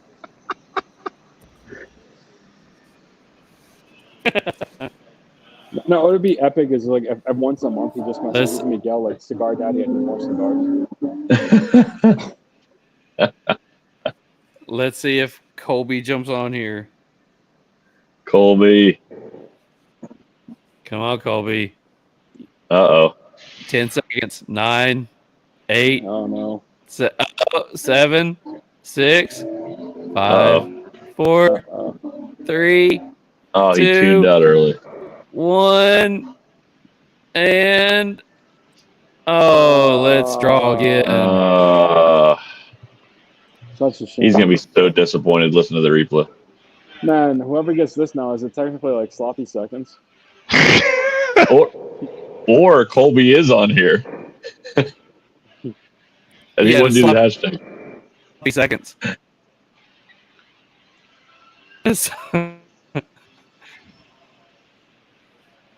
Is Reality Gems Reality okay with Gems. So Cigar Daddy? Is Reality Gems on here? Are you? Yeah. Are you? Reality Gems says they are here. Reality Gems, do you have an Instagram? If you do, let me know that you have an Instagram. And do you agree to type in hashtag? What is it? Miguel is my cigar daddy. Wait, I just said it. Damn it. Miguel is my cigar Poppy. Oh, he leveled it up. Nice. He's getting hooked up, dude. I'll tell you that. All right, Reality Gems, reach out to us on Instagram. Give us your mailing name, address, phone number, and email address, and we will get everything sent out to you. Or actually, they will get in touch with you and let you know what to do. We will. Love It'd it. be really cool if you hashtag Miguel is my cigar daddy, and also hashtag Real Smoke Podcast, so this way they can see that you got that pack. Yes. Oh yeah. We would love to Tag see us that. in. We appreciate it. Miguel, will you write like a little hand note to your cigar child? Mm-hmm. I will.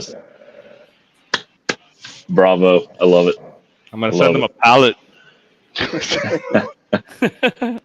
All right, so Reality Gems, Hobbit, and Mitch, make sure you reach out to us, give us all that information so we can turn it into the boys, and they will get out your information.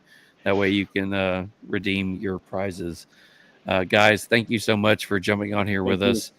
We absolutely appreciate your support, and it's funny to say we couldn't do it without you, but according to our wives, we can't do this without you. So thank you so much.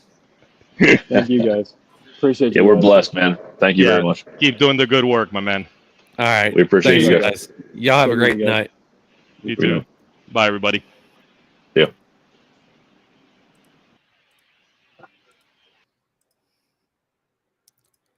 Man, that was fun. That was fun. I love that. That was awesome. Man, I loved them all, and we are so blessed. But Miguel is a funny motherfucker. It's a funny thing. We have the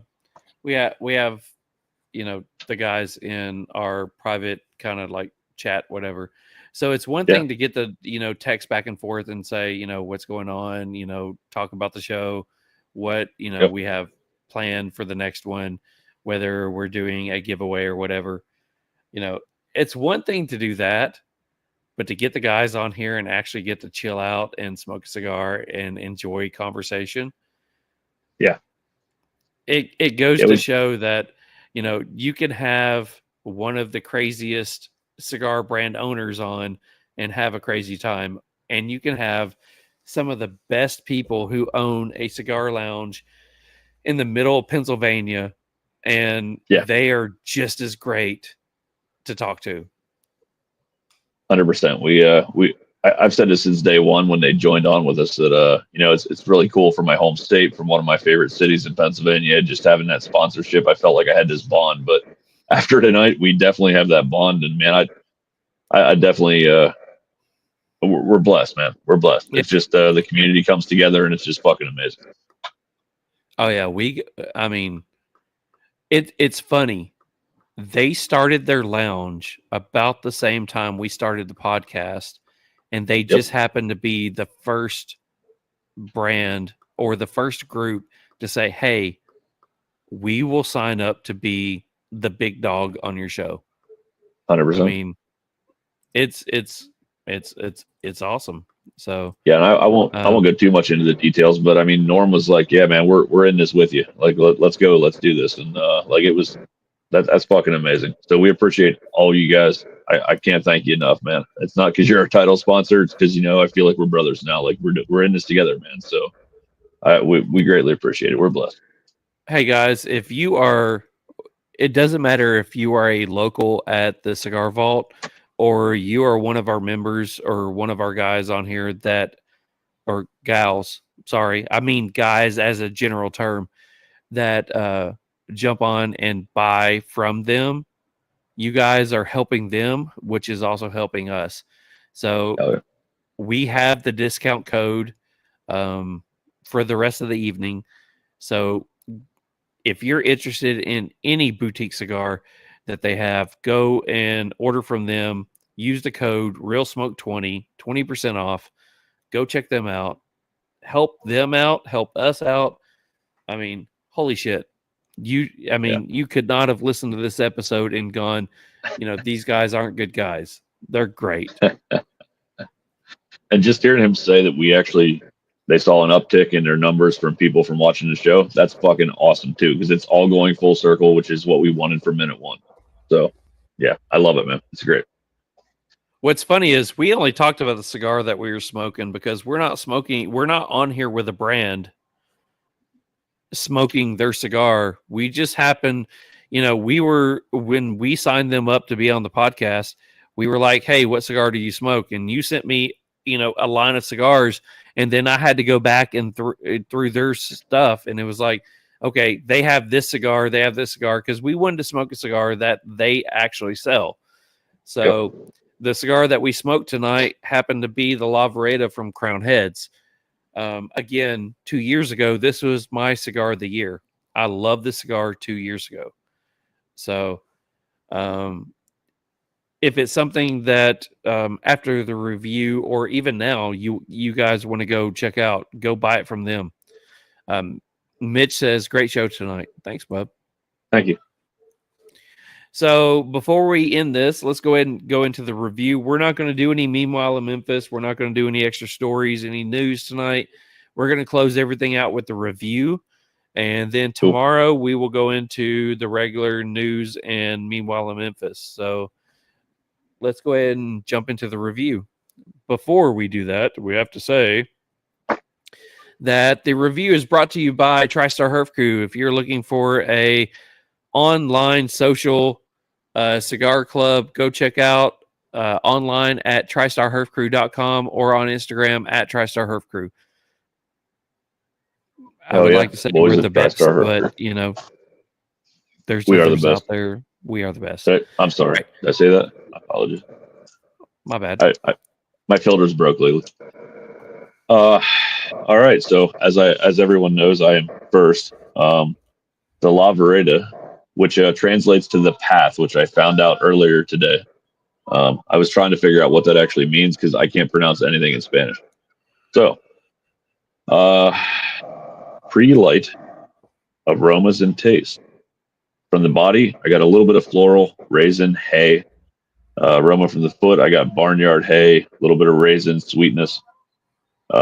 Taste from the cold draw, I got hay, sweetness, maybe a touch of floral. First third notes were light coffee, leather, a bready note. Retro was black pepper and leather. Second third, I got dry, leather, light bitter coffee, a little bit of toastiness, bread, touch of acidity in it, and black pepper on the retro.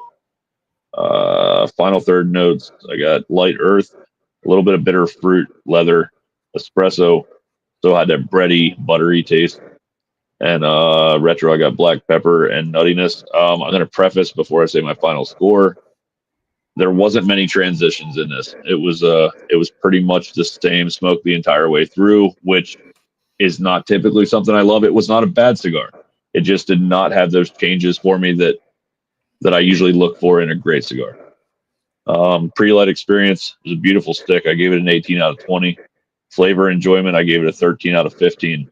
Construction characteristics, it's even a little breezy out here tonight, and it burned nearly perfect. I had no touch-ups on it. It got a little wavy at times, but again, it's pretty windy out. Smoke production and final thoughts, 30 out of 35. I gave it an 87.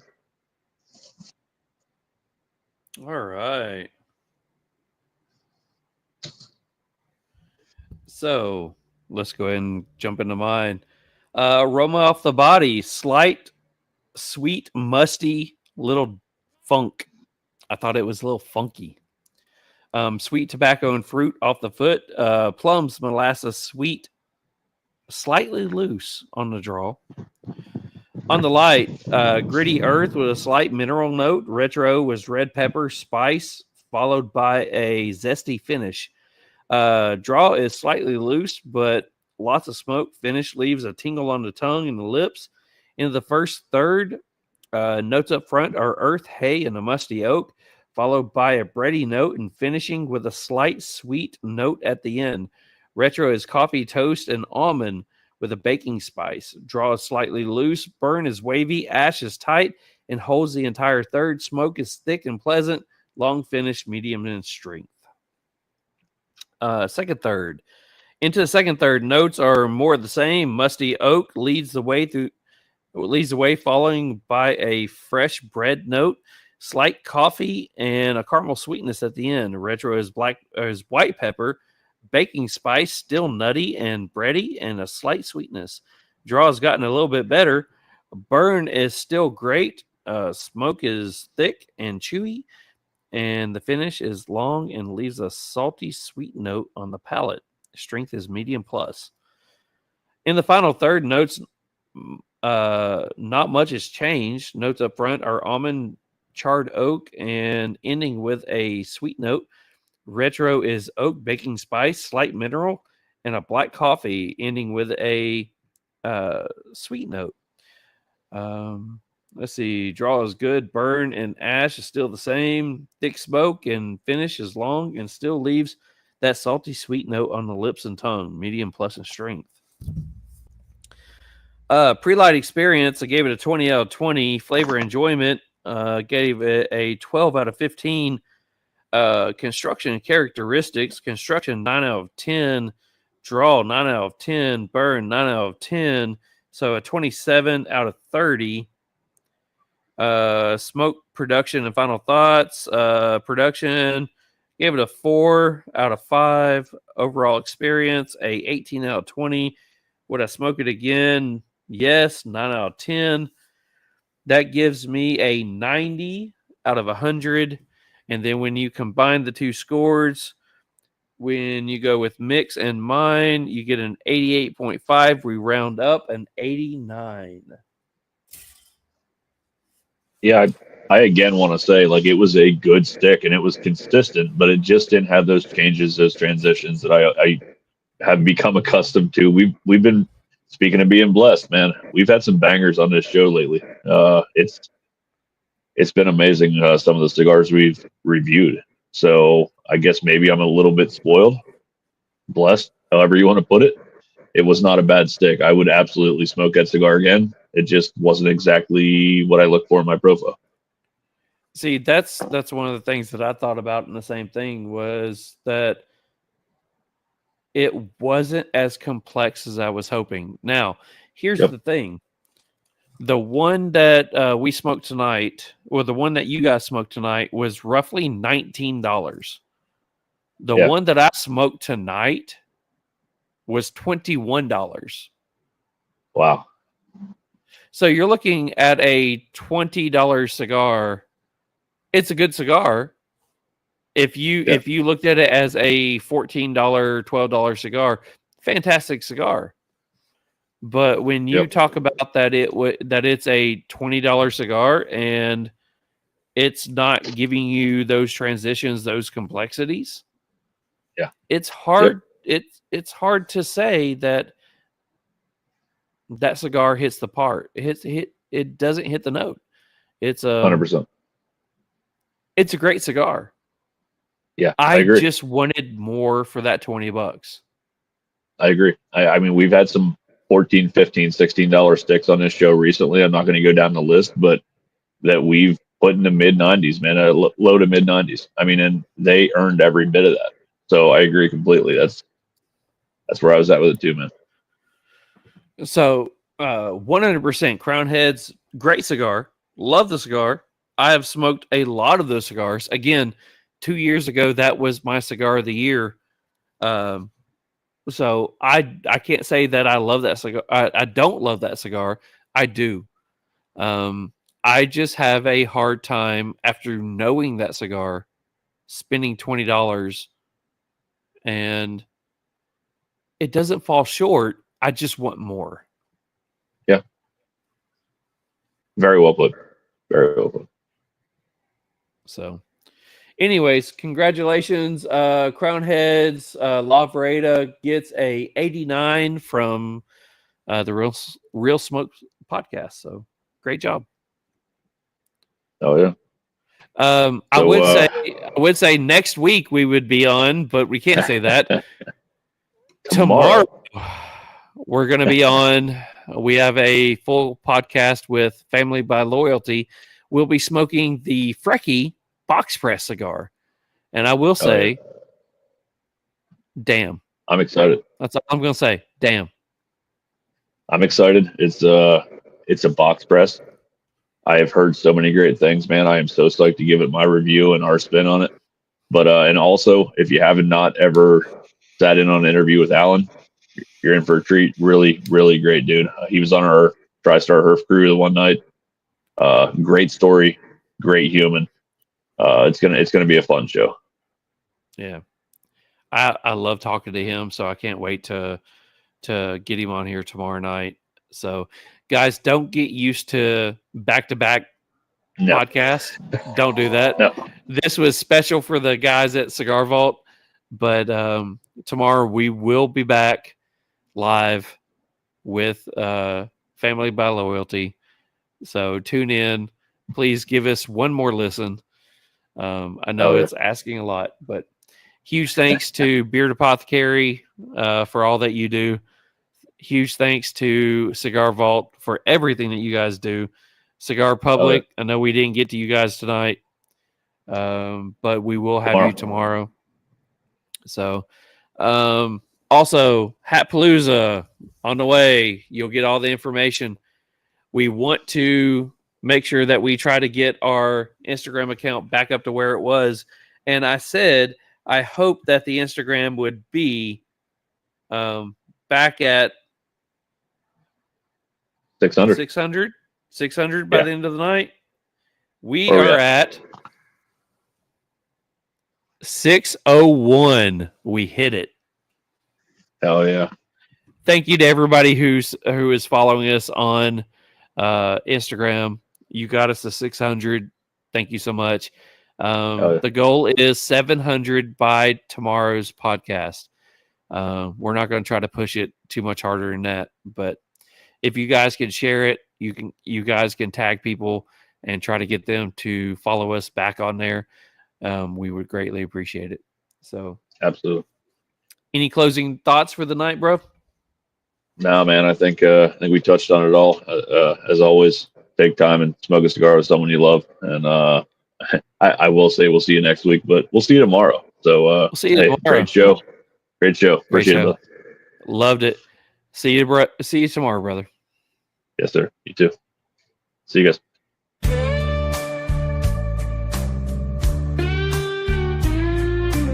Mick and Charles with the firelight glow. Cigars in hand, watch the embers slow. Talking life and whiskey, it's a show. Real smoke rides the breeze just so. A puff of wisdom with a sip of fun. Guiding through the shadows till the day is done. Inhale the stories, let the laughter run. Real smoke's how all the good times are spun. With a draw and a swirl, watch the worries fade. Mick and Charles got the cool parade. Cigars and tales and whiskey serenade. Real smoke where your troubles are mislaid.